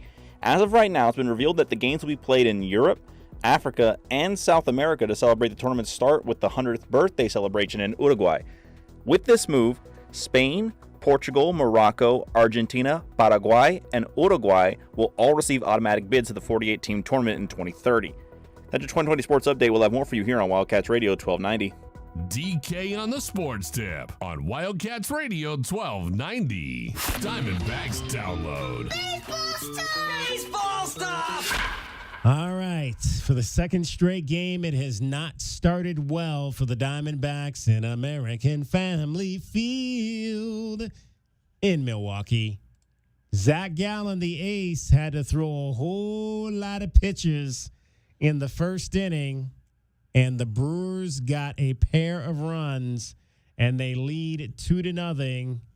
Willie Adames had an RBI single, and there was also a sac fly in the inning. Zach Gallen, how many pitches did he have, David? It was about 30 plus. So 32. 32 in the first inning. His season high in the first was 28. Jeez. So between this and the don't let Zach Gallen have a shutout going into the 7th, otherwise he gets a cramp. Those two things. That's Cousin Merrill. Was it Cousin Merrill? Cousin Merrill gets the cramps. So you got Cousin Merrill with the cramps, and now you got Zach Gallen, who at times will throw over 30 pitches in an inning. Yeah. This isn't a good start right now. No, not a good start for the Diamondbacks. They will, for a second straight day, have to be the answer backs, but that has been the theme all season for this club. They have answered back when they needed to. They will do it, or will need to do it at least, again today to have a chance to do what 2 other teams have already done in the postseason, and that is sweep their way into the division series. Already today, the Texas Rangers eliminated the Tampa Bay Rays. The Tampa Bay Rays, who started the season with 13 consecutive wins, and everybody thought, man, this was going to be the team in baseball this year, didn't even win the American League East because the Baltimore Orioles did that, and now they're done having home field advantage 2 games in front of a grand total of about 40,000 over those 2 games. That's that modern era of baseball, DK, where you can win 99 games in the regular season and then 2 losses and you go home. No, I'm going to give you the modern era of baseball, J-Dub. Tell me. The modern era of baseball happened at Target Field today when the Twins just now have eliminated the Toronto Blue Jays with a 2-0 win. Do you think Johan Santana pitched a complete game shutout in that? Who's the ace on this team right now? Do you think he pitched a complete game, 2-hit shutout in this game? No. It took 6 pitchers. 6 pitchers for the Minnesota Twins to shut out the Toronto Blue Jays 2-0. 6 pitchers. And that's with their star on the mound in Mr. Gray. Sonny Gray is their star. He could not get out of the 5th inning. 5 innings, 6 strikeouts, 85 pitches. What? 85 pitches? That's it? He couldn't have gone out there for a 6th inning and gone to 100 pitches? 5 hits and 2 walks, though. Wow. 6 pitchers for the Twins to beat the Blue Jays 2-0. What is going on in baseball? Now, that is modern baseball, J-Dub, when you need 6 pitchers, just like the Diamondbacks. The Diamondbacks won, 6-3 with 7 pitchers yesterday. The Blue Jays used 5 pitchers, and they only gave up 2 runs. And to be fair, Sonny Gray is, by most stretch, not really what you would describe as a number 1 starter in any other team, maybe but Minnesota. Pablo Lopez was their number 1 winning pitcher in regards to percentage. He was only 11-8 with an ERA that was at a 3.6. And the other guy behind him, and Joe Ryan, 4.5 with 11 wins and 10 losses this season. So the Twins did not get to this point with stellar pitching, DK. Okay. Well, thank you for that. But they are moving on to the division series, having swept the Toronto Blue Jays. That was a team I said. So the Blue Jays actually had more wins. They were 89-73. Twins were 87-75. Won the somewhat soft American League Central Division that houses my Cleveland Indians. But they got it done at home. A Twins team that had not won in the postseason since 2004. Now they've got a winning streak and are on to the division series. Who will they play? Do we know that answer to that question? They will go and face off with the Astros. The Astros. The Twins get the Astros, and then you have the, what were the other teams that we just talked about earlier? It was the Orioles. The Orioles will face off the winner against the Rays and the Rangers. So the Rangers and the Orioles will have each other. Okay. And bad news now coming out of the Diamondbacks. It looks like their catcher may have gotten hurt. Oh, jeez. He was trying to dig out a pitch out of the ground that he may have twisted his ankle pretty bad on that one. That's not what you want to see. We just mentioned Gabby Moreno has been a huge part of this offense as well over the second half of the season with what he has been able to do to put the Diamondbacks in this position where they can advance to Los Angeles if they can win today. But right now, losing by a score of 2-0 in the bottom of the second inning. 520-848-1290. 520-848-1290 is the number to get in on the program. We'll recap he got hit. That's not an ankle. No, he got hit with the backswing of the bat. Oh, gosh. In the head? Yep. Right smack dab, right on the that thin plastic backwards cap that you put on. Yeah, those guys let the hand go off that bat, and we've seen that happen before. That's potentially a concussion. He looks really dazed. Oh, he's dazed. He's had a hard time figuring out where he is right now. But we were mentioning though I think with the Twins and the Astros, obviously that's the return of Carlos Correa against his old team. That should be an interesting storyline for that series to come. But again, I want to see, and as much as I'd love to see the Orioles advance, I think I might want to see that Houston versus Texas. That could be be a fun series to watch if those two teams. So in fact, check that. Yeah, they put up the record right now. When Gabriel Moreno starts, they won 61% of their games this year. Did the Diamondbacks? When he didn't, they only won 40% of their games. I mean, that tells you how important he has been to this club in the second half of the season. All right, our question of the day, wanted to give that to you again. We also wanted to wrap up our question of the day from yesterday and let J-Dub weigh in on that because he was not here. He took the day off yesterday, got some rest. What would be the worst scenario? Your favorite team losing 18 straight regular season games or your favorite team losing 18 straight postseason games?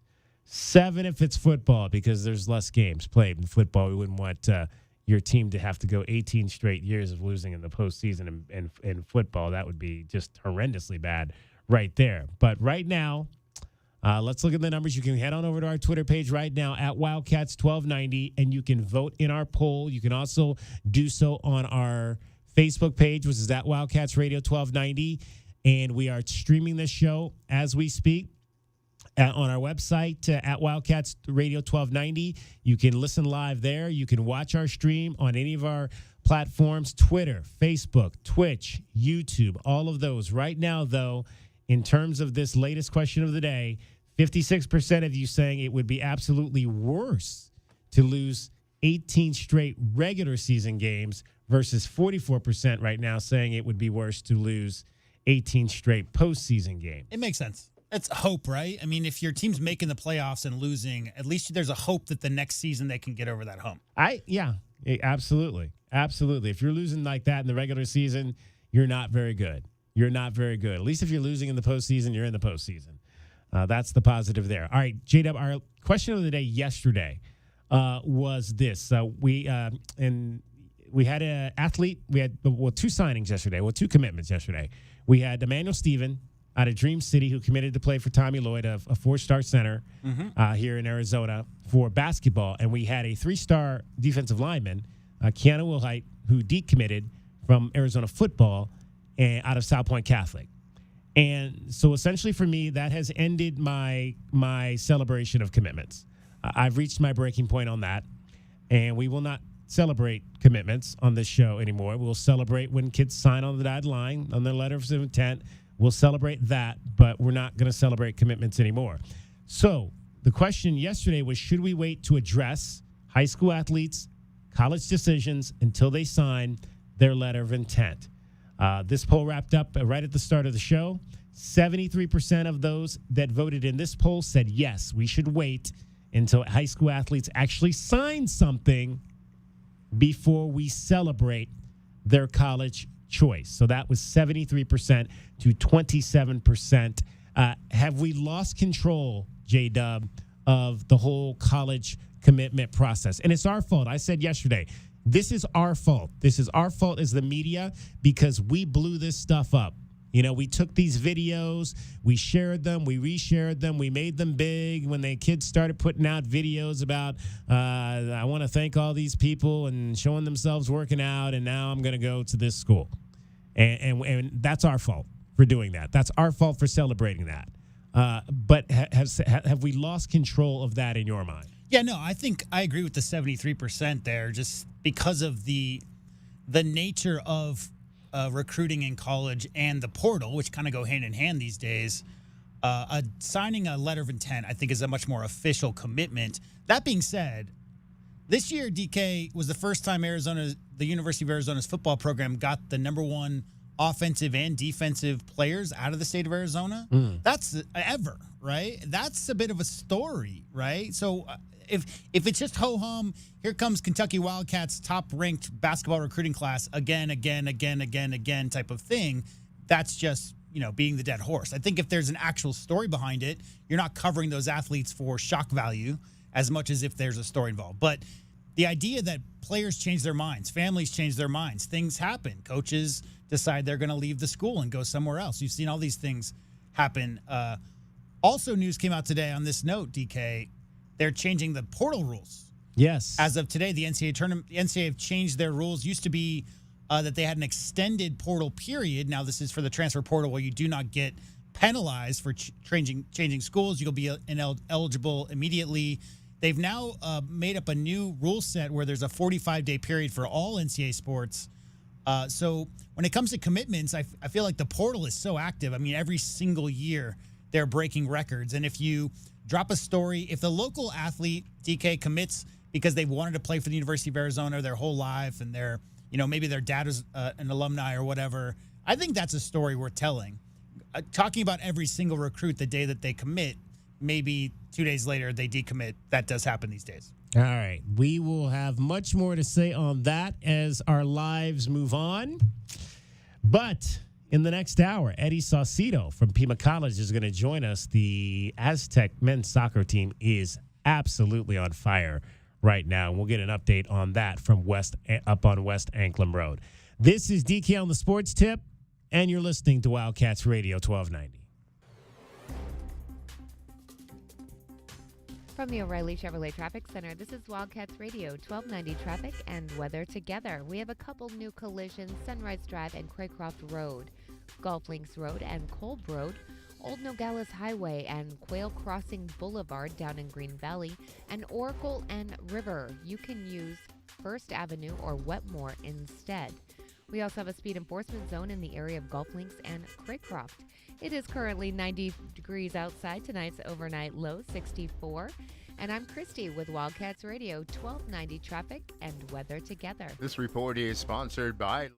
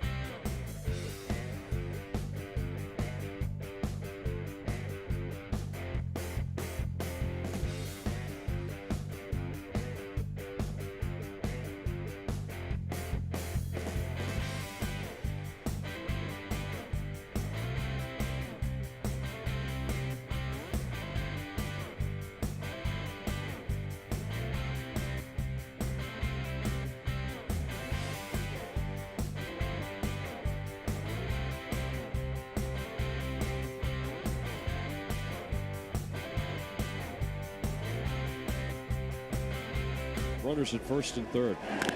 That's drilled to center. Freeland going back, turning and looking. It's off the top of the wall. In to score is Carroll. Pham on his heels. Walker into second. And the Diamondbacks add 2. And it is now 6-3 Arizona. 2 more insurance runs for the Diamondbacks.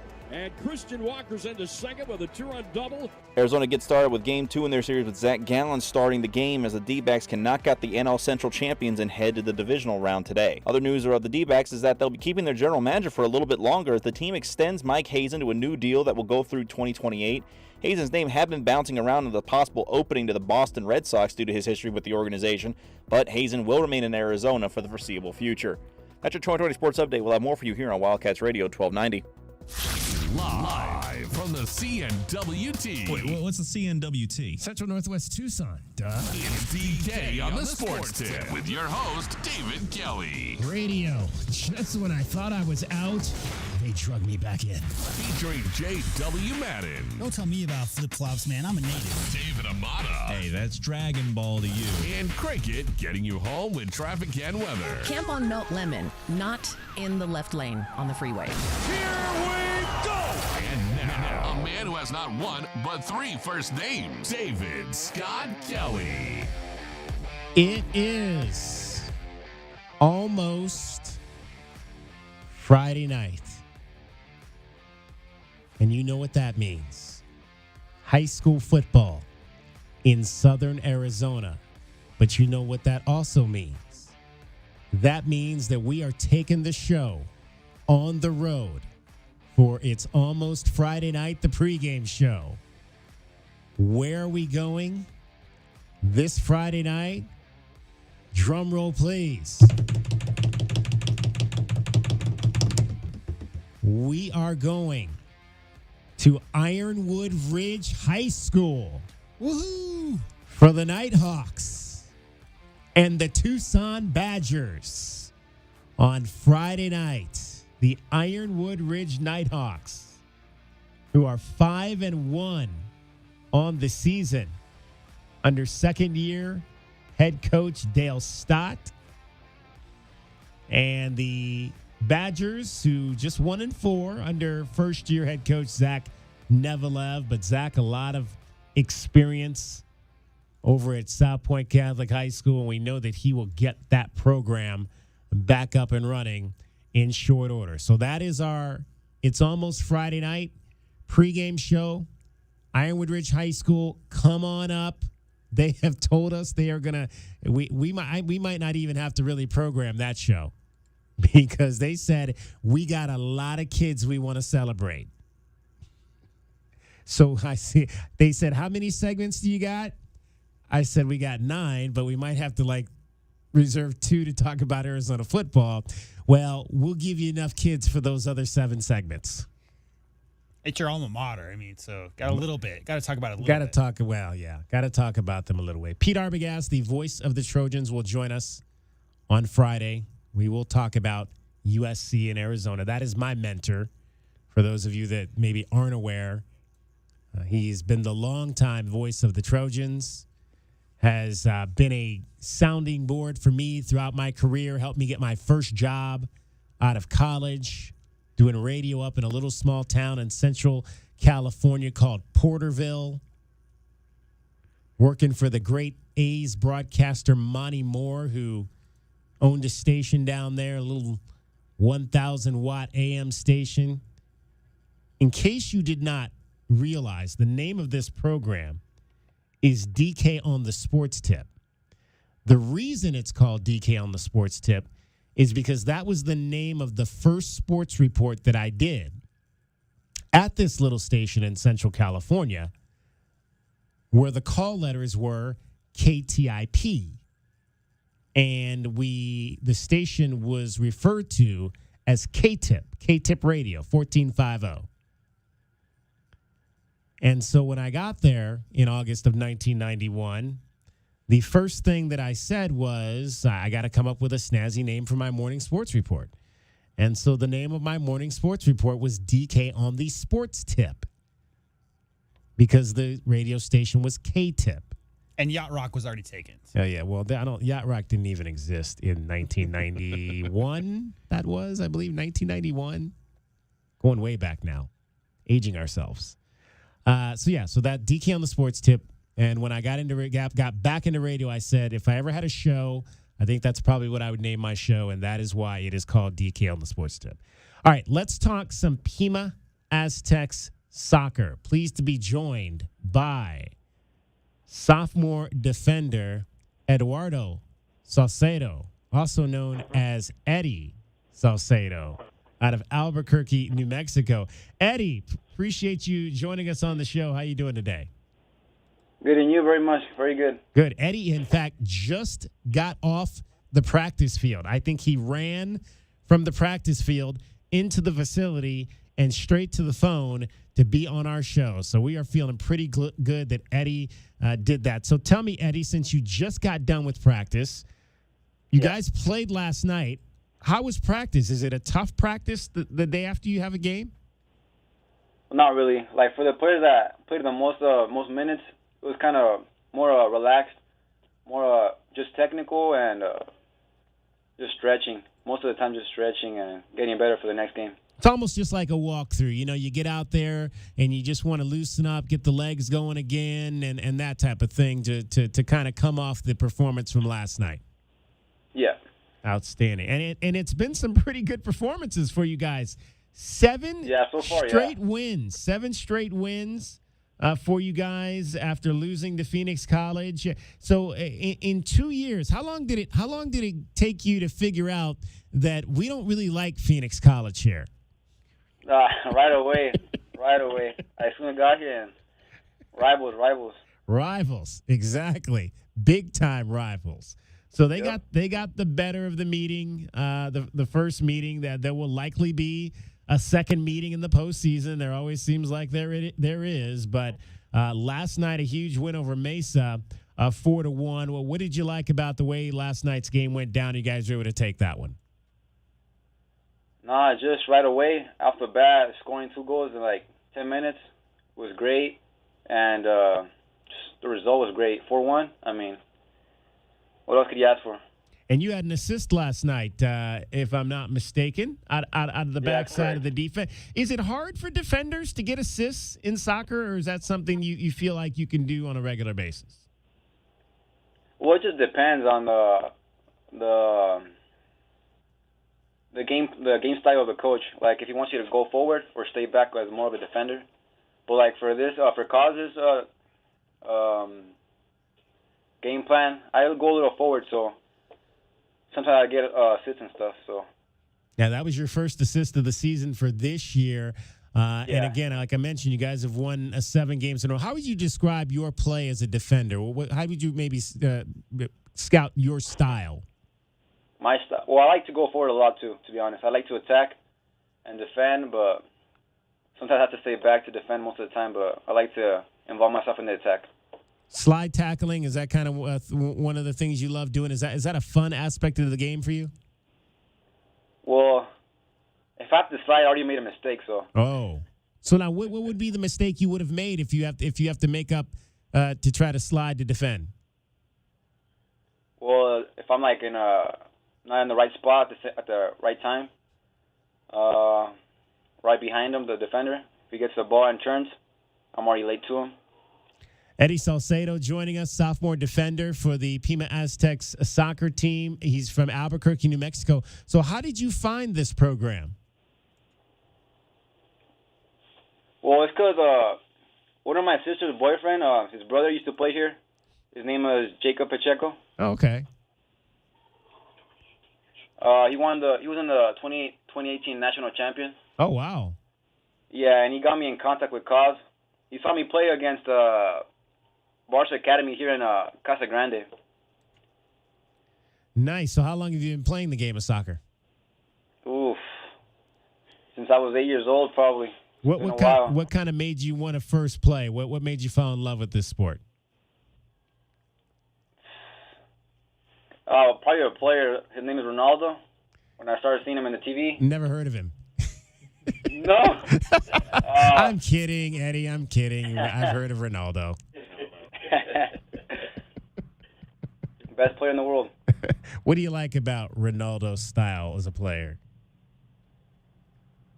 Just his motivation, his discipline. He's like a full player, to be honest. I'm just glad you didn't say Messi. It seems like every player that I ask that question to, they always say Yeah. Messi's their favorite player. I'm just glad we got another name. Yep. Who's your second favorite player? Second, I'll have to say probably Neymar. Neymar. Okay. Neymar. Give me what you like about Neymar's game. Just his dribbling skills and Dribbling. Yeah, just dribbling skills. Yeah. Nice. Crazy guy. Eddie Saucedo joining us. He is a defender for the Pima Aztecs. The Aztecs are 10-1 on the season. You guys won just 10 games last year. You've already won 10 games this year. Is this a better club, you think, than last year? Yeah, to be honest, yeah. Last year was kind of rough, but this year's looking really good.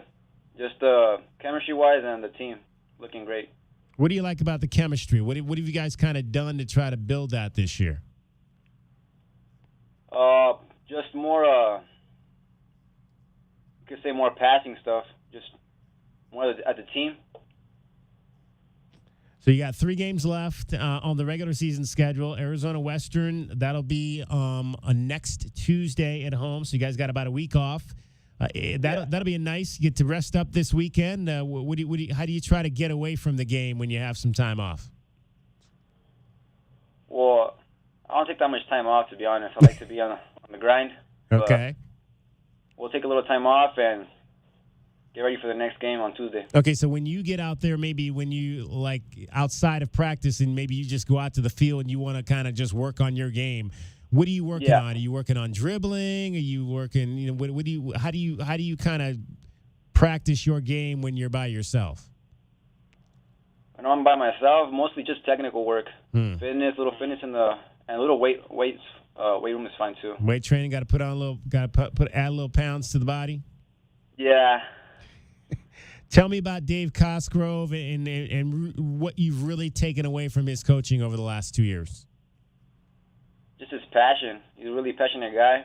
He doesn't like to lose. He wants to win all the time, and that's what I like about him. What opportunities potentially do you have to go play at the next level?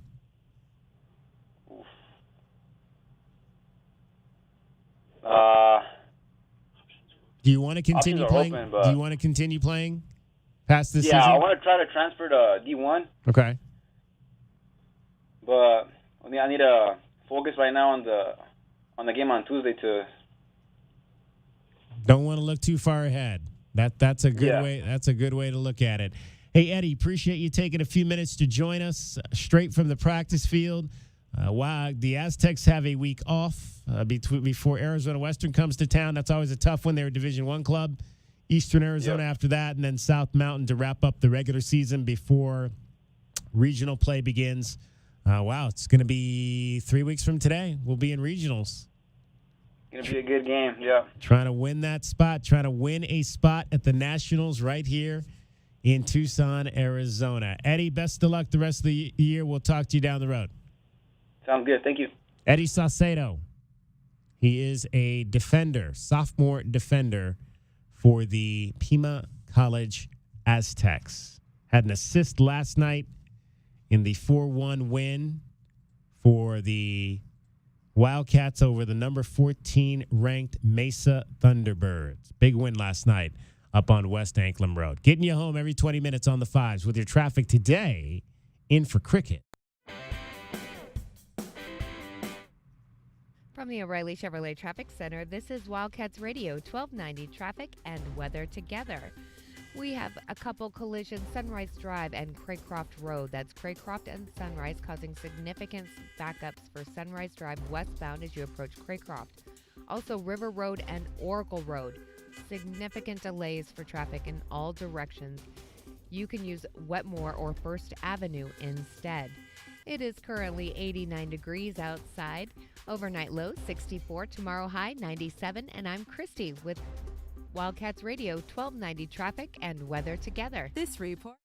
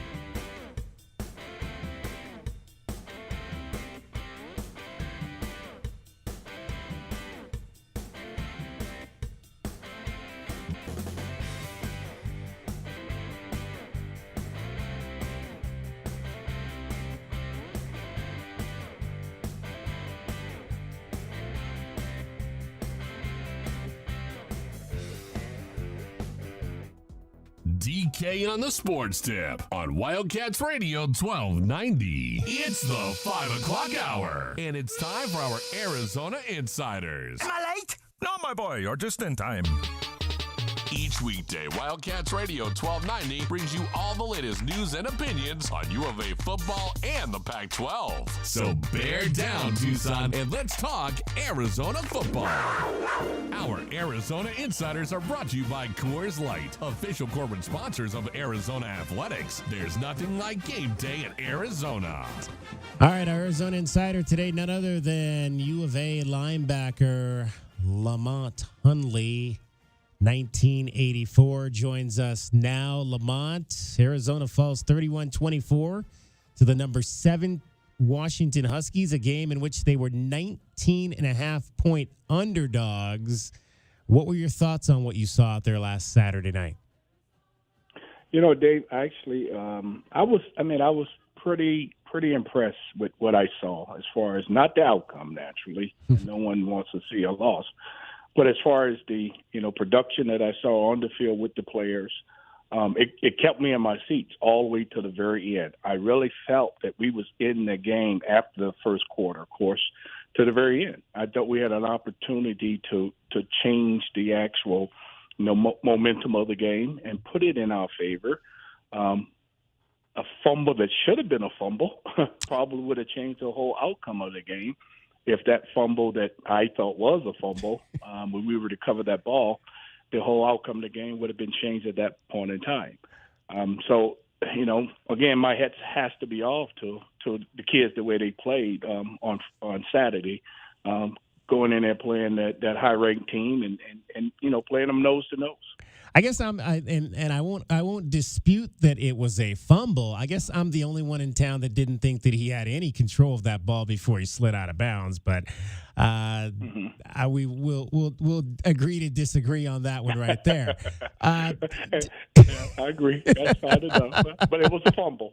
It was a fumble. That's for sure. It was indeed a fumble. I just don't think we recovered it in time. Okay, so the defense now. I think that was the game that we were kind of waiting to see whether or not this defense was for real. I think we got the answer to that question, and I think that they are. What have you kind of – and I think one of the things that I liked about what I saw was just the adjustment that Johnny made from the first half to the second half. Johnny Nansen, the defensive coordinator, he kind of played a little bit of soft coverage there just to kind of see how things were going to progress in that first half. But then he got a little bit more aggressive with allowing his corners to come up a little bit tighter and throwing in some wrinkles and some blitz to try to put some pressure on Michael Penix in the second half. And anytime you can hold a quarterback like that who had thrown for 3+ touchdown passes in every game to 0, that's a pretty good day. It is. I mean, and exactly what you said. There was quick adjustments that was made by Johnny as far as, and not only, the adjustments that Johnny made, but I thought also, the attitude of the players on the field per se, defensively on the field per se. I mean, that attitude did change in regards to, we're out here. Let's be aggressive. Let's get to the ball. Let's get helmets around the balls so we can create some form of havoc and make things happen. The turnover, not that particular turnover, but that was a big turnover. Going into, Washington was about to score on us, and I think Johnson, the safety, he comes up and punch it out. Mm-hmm. That attitude is the type of attitude you take as a defender, knowing that they're coming close to your goal line and about to score on you. And those attitudes are things that carries on throughout the rest of the year. And it also has a tendency of moving itself from player to player to player. And for some reason, it seemed like to me every week there's a different kid who's standing out on the defense. There's a different kid who's standing out and say, it's my turn. It's my turn to be the guy, which, it's going to allow our defense to become a very competitive defense and a very a solid defense for the rest of the season. We're joined by Lamont Hunley. He is our Arizona Insider, brought to you by Coors Light. Coors Light is an official corporate sponsor of Arizona Athletics. Coors Light, there's nothing like game day in Arizona. The dollar package, Lamont, 7 defensive backs. What are the positives and negatives to that, do you think?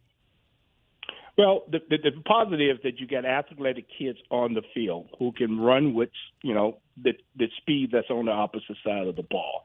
When they're out there with 4 wide receivers, I mean, you got, again, athletic kids that's out there can match up as far as skill for skill off that aspect of things. Now, the negative is you got smaller bodies, and Washington was not a small team. So Washington isn't a small team. Washington's a good-sized team. Even their wide receivers are 6'4", across the board in some cases like that. So you kind of lose that size on that end of it when you're putting those smaller bodies out there. But we are fortunate where we do have some good tall corners. We got good-sized corners, 6'2", and we got some good-sized safeties too. So maybe on that aspect of it, we're able to match out in height.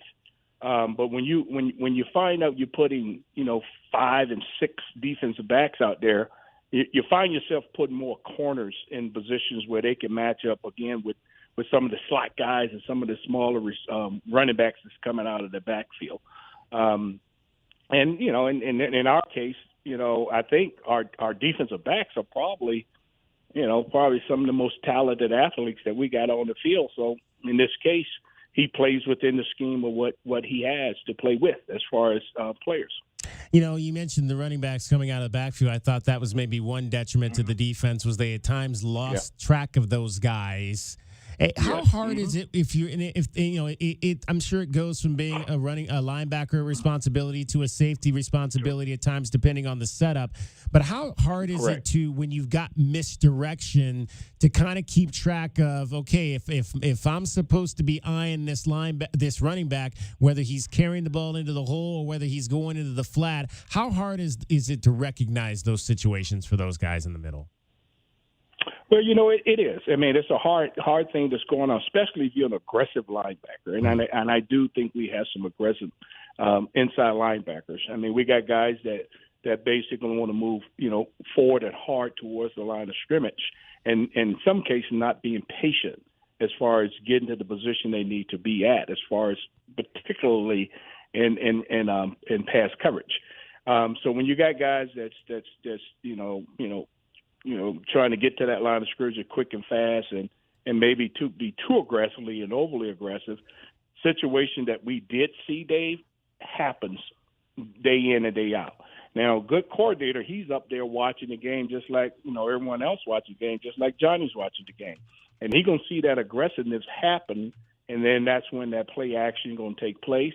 You're going to have that running back, he'll bounce out, and before you know it, Manu or Flo, they so far in the line of scrimmage, especially their body size, it's kind of hard for them to even get out of there because of their body structure and their body size.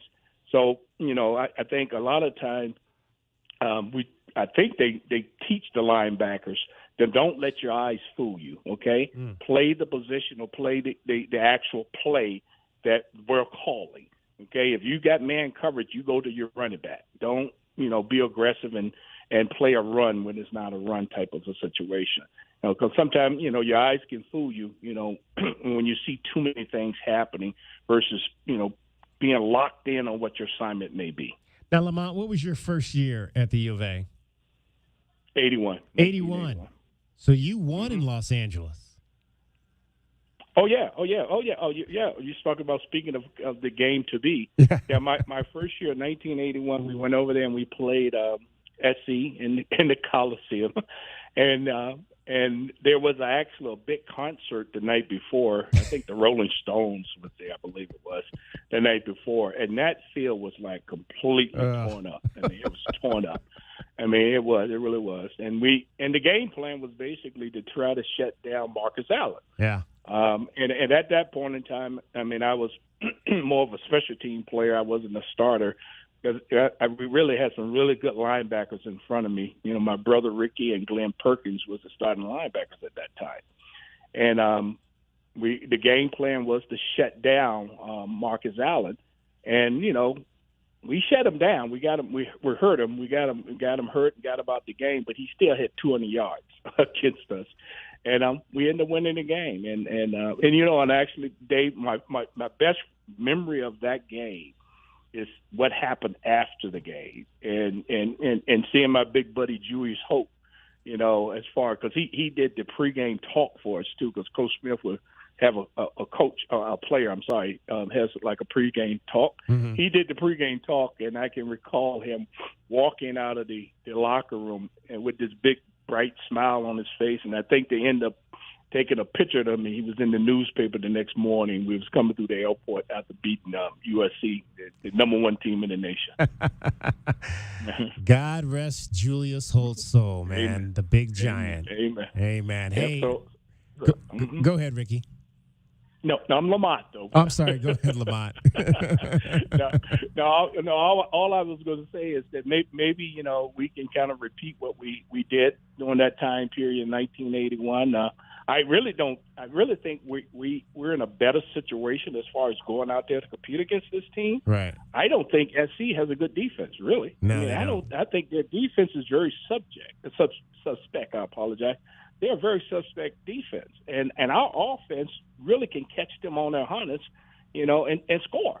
And I think our defense, our offense per se, can make things happen. And I think Jed at that situation now where he's being aggressive as far as play calling, going for fourth down on the other side of the field and things like that. But I really think our defense can compete against their offense just as well. And we can, kind of figure out some kind of way, of course, to, control the quarterback as much as we can. I think that's going to be the key to the whole game, of course, like everybody try to do. But offensively, we should be in this game. Lamont Hundley, we appreciate your time as always. All right, my brother. Well, let's see what happened this weekend, and hopefully we'll speak again next week. Absolutely. Lamont Hundley, our Arizona insider. Thanks to Coors Light for bringing you today's Arizona Insiders on Wildcats Radio 1290. Coors Light, official corporate sponsors of Arizona Athletics. There's nothing like game day in Arizona. Our thanks, as always, to Lamont Hundley for joining us. He is outstanding in his analysis of Arizona football, joined again by the fourth member of our team, Christy, today. And Christy, we were talking earlier this week. Obviously, it is October. Are you a big Halloween person? Yes. I love Halloween. You love Halloween. I love it. Now, do you like to go out to, like, some of the things like we have Slaughterhouse here, we have Nightfall. Do you like to go to those types of events, or? I have before. Okay. But now that I'm older, I'm a little worried about my bladder control. So probably not going to go anytime soon. Not going to lie about that. Okay, Christy. No, my daughter You get back scared in the day. like that, Oh, huh? I do. My daughter back in the day, she actually was a zombie at the slaughterhouse. Really? Yeah. So, I mean, I got to go through that and everything. And I remember one time going through, and you're supposed to, if you put your hands up like this, they're not supposed to touch you. Yes. Well, I had my hands up as the guy had his hand on my throat. I was like, and I was so scared. All I could do was laugh. I was like, okay. Now, how old was your daughter when she did that? It was like through a high school thing. So she was 14 at the time. Wow. Yeah. Oh, man. That's something else. Now, so what are you dressing up as this year? I'm actually on the fence. Okay. I'm thinking if I can somehow create an outfit that is half UPS, half Amazon, half FedEx. Wow. That would be awesome. There you go. But be all postal at the same time. What would we call that? USP Azan? Oh, I like that. I like that. I think we should coin that one. USP Azan. I like that. All right. If we coin that and we can make it big, we can all get rich and love it. And go live on an island somewhere. Christy's getting you home every 20 minutes on the fives with your traffic. From the O'Reilly Chevrolet Traffic Center, this is Wildcats Radio 1290 Traffic and Weather Together, sponsored by O'Reilly Chevrolet. We have quite a few collisions. We have Ina Road and Shannon Road. We also have 22nd and Pantano, Ina and Camino de la Tierra. Sorry, lost my spot for a second. Oracle and River still causing quite a bit of slowing for traffic in all directions. You can use First Avenue or Wetmore instead. We also have Sunrise and Craycroft, causing quite a bit of slowing for westbound Craycroft. Sorry, westbound. That's my neighborhood. Yeah. Sunrise and Craycroft. Don't tell me there's traffic up there. There is for westbound Sunrise as you approach Craycroft, and sadly there's no other route you can take at that time. So tonight is going to be cool, clear with a low of 64, and tomorrow's high is 97. It's currently 87, beautiful outside, and I'm Christy with Wildcats Radio 1290 Traffic and Weather Together.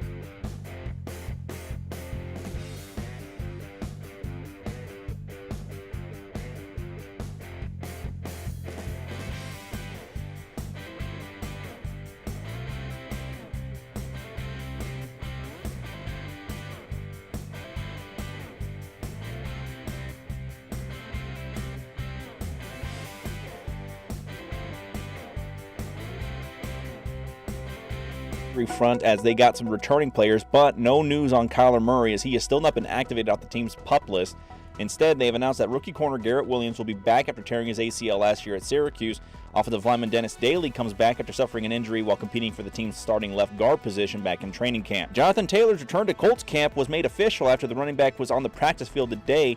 Many of his teammates showing and giving their support for him as he makes his way back to the field potentially this week. Colts rookie quarterback Anthony Richardson said he was excited to see him back on the field and can't wait to see what he does as they prepare for their next game against the Titans in an AFC South battle. That's your 2020 Sports Update. We'll have more for you here on Wildcats Radio 1290. DK on the Sports Tip on Wildcats Radio 1290. Diamondbacks download. Baseball stuff! All right, let's update you on what is happening at American Family Field. Alek Thomas has hit a home run for the Arizona Diamondbacks, who trail 2-1, top of the sixth, but the D-backs have 2 on and nobody out. Runners at second and third with nobody out, with Ketel Marte at the plate trying to give the D-backs a lead after Corbin Carroll doubled off of Freddie Peralta. They've got Freddie Peralta on the ropes right now. Corbin Carroll, 65 extra base hits during the regular season, the most ever by a Diamondbacks rookie. He is going to be a star, an all-star already as a rookie, but he is going to be a megastar. Do you want to hear what league. that Alek Thomas home run sounded like? Yeah, let's. It ended up being an infield hit. This one hit in the air right field. This one back, and Taylor isn't able to get it, and that one is gone. Just got over the fence, and Alek Thomas pulls one over the wall. The first hit of the game for the Diamondbacks, and it leaves the park in Arizona within 1. Wow, that was their first hit of the game. Peralta's had himself a pretty nice gem going here right now, but we'll see if that can continue as he continues to work against Ketel Marte. Right up the base gut. hit. That's going to... Diamondbacks are going to have the lead in American Family Field. Ketel Marte, a 2-run double, puts the Snakes up 3-2 in the 6th. How about that? Not often that you butter a guy up about talking about being the best rookie in Diamondbacks history, and then he goes ahead and it's a double to give him the lead. Yeah, that is unbelievable there. Ketel Marte had a big home run last night, comes up with a 2-run double here tonight. The answer backs have answered again. Down 2-0 tonight, 3-0 last night, and they've got the lead in Milwaukee. And Freddie Peralta's night is over after he had a no-hitter. He gives up 3 runs in the 6th inning on 3 hits, strikes out 5, walks 2, and is in the dugout on the losing end right now. Hey, 3 hits is fine through 6 as long as you got 3 runs in the lead. Yep. There you go. We'll take it. The two runs in the 6th, because it was the home run came in the 5th, but Yeah, Freddie okay. Peralta's entire game had been really stymieing the Diamondbacks, and it's very similar to what happened the other day. It was a little bit of a slow start for the Diamondbacks hitting core, but once again, it's Corbin Carroll and Ketel Marte. The two of them got the Diamondbacks into the game last night, and now they potentially give them the lead here. And it makes sense because if you watch the Diamondbacks lately, they're really aggressive, super aggressive at the plate, DK, and they're really looking for mistakes. And so if you talk about a pitcher going through 4 or 5 innings and being really successful, eventually that's going to fall off, right? I mean, these aren't the number ones of today aren't exactly what they were at one point, and that's why these guys are only pitching on average, DK, this year. 4.2 for starters. It's down half an inning every year. 2 years ago, it was 5.3. Last year, 4.6. This year, it's down even further. So starters are not going further into games. And so if you talk about the Diamondbacks' style of super aggressive hitting at the plate, I mean, it's only a matter of time they are going to answer back. And we kind of mentioned that earlier when we talked about the Twins game, how they had to use 6 pitchers to get a 2-0 win in their wild card clincher. We're not seeing the Sandy Koufax 9 innings in the. I think it's ALCL, risk. I think it's risk management by the managers, right? I mean, I think managers are just pulling guys out before they can make mistakes because the middle relief has become such a huge part of baseball, So right? didn't you say you thought that the Blue Jays went too early on Berrios, taking Berrios out today? Well, yeah, no, I mean, that decision, I don't want to claim it to be this early, but this is going to be this year's postseason's discussion about this is the Josh Britton moment. Yeah. If you remember what happened with the Orioles a couple years ago when they didn't bring in Britton, they went with a different pitcher, and it ended up costing them. I think the Blue Jays maybe overmanaged themselves in that particular situation. Your number one starter should not be pulled after just 4 innings, especially in a closeout game where you could be going home. You need to have him out there for at least 5 to see what he gives you. And that's always been about trust, right? Pitching coach, manager, they always go out and they look in the guy's eyes and they say, what's going on? How you feeling? And that's, if you got your number one guy out there, DK, I mean, you're the baseball guy among the three of us. If you're starting, number one guys out there and the manager, pitching coach goes out to the mound for a visit, that's basically up to the pitcher, always traditionally has been, because that's the guy who you've got out there every 5 days to get you every 5 games to get you a win. The trust. It feels like those managers, they're pulling guys so much faster than they used to. And the thing is, like we mentioned it being a trust thing between manager and pitcher. The sad thing is, I don't know how much of that is actually the case anymore because you've got the nerds in the other room saying, hey, you know what? This analytically, this guy just doesn't last very much. Are you talking trash about Boone right now? I don't want to talk trash about Brett Boone or Aaron Boone or any of the guys that are really, really into the analytics because I get it. At least they're baseball guys. I mean, when you talk about the analytics guys, those are mostly the guys upstairs that went to Princeton. Yeah, blame the Oakland A's, right? Well, a little bit of Billy Beane in this situation where it's a lot of it is based on the numbers and the algorithms that you bring in every single season. The problem is you got so many franchises now in baseball that say, we ran 100 simulations on our season based on the roster we have, and we see a 58% chance that we could finish the year with a 90-win season. Okay, what about the other 42% you're talking about? Because one of these has to be reality. You have to base it on what you see, not based on what could be. And sadly, I don't know if it was a situation with the Blue Jays where they talked to the guy and said, okay, how you feeling? I could probably go another inning or two if you give me another inning or two. It's like, all right, bud, sorry. It looks like with the runs that you've given up and the hits that you're giving up and the drop in your slider, the math says we got to take you out. That may be more commonplace than we'd like to imagine it in baseball these days. All right, 3-2 is the score. Arizona is leading, top of the 6th. They're still batting with nobody out. Tommy Pham just gets a base hit to right field. Ketel Marte will not score. They'll hold him at third base. So runners at the corners.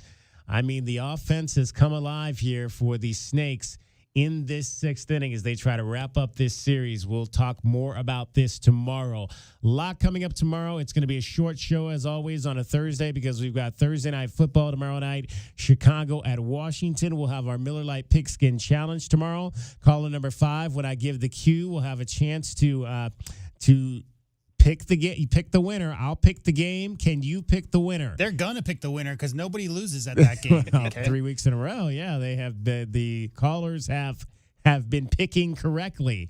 So you'll have a chance to go home with a $25 gift card from Miller Lite with our Pigskin Challenge tomorrow. We mentioned Friday night will be at Ironwood Ridge High School for the Tucson Badgers and the Ironwood Ridge Nighthawks. It's almost Friday night. The pregame show goes back out on the road this week. Next week, though, is the big game.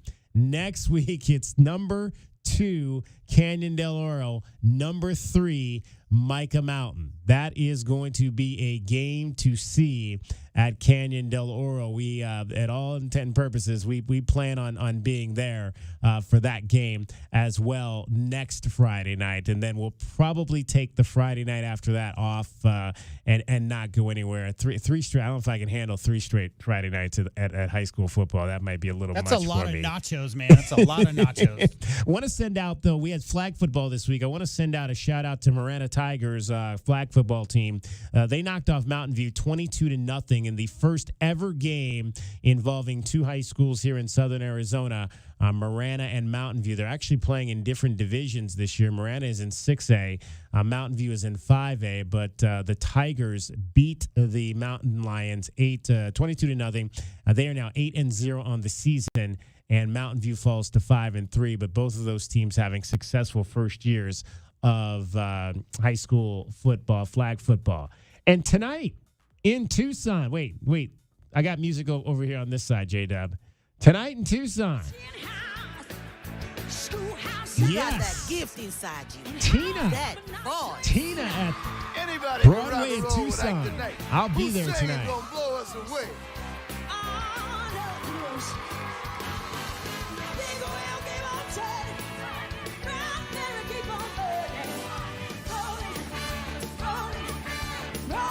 Yeah, you like that. Can't wait to see a little Tina Turner tonight at Broadway in Tucson. If you see me there, come by and say hello. That's going to wrap up our show for today. Thanks to J-Dub. Thanks to Christy. Thanks to Dragon Ball. Looks like we got some drama at American Family Field, but the Diamondbacks are winning 3-2. We'll see if they can hang on, and we'll talk about the next series on either at the Dodgers or we'll be talking about a Game 3 on Thursday. Have a great evening. This is DK on the Sports Tip, Wildcats Radio 1290.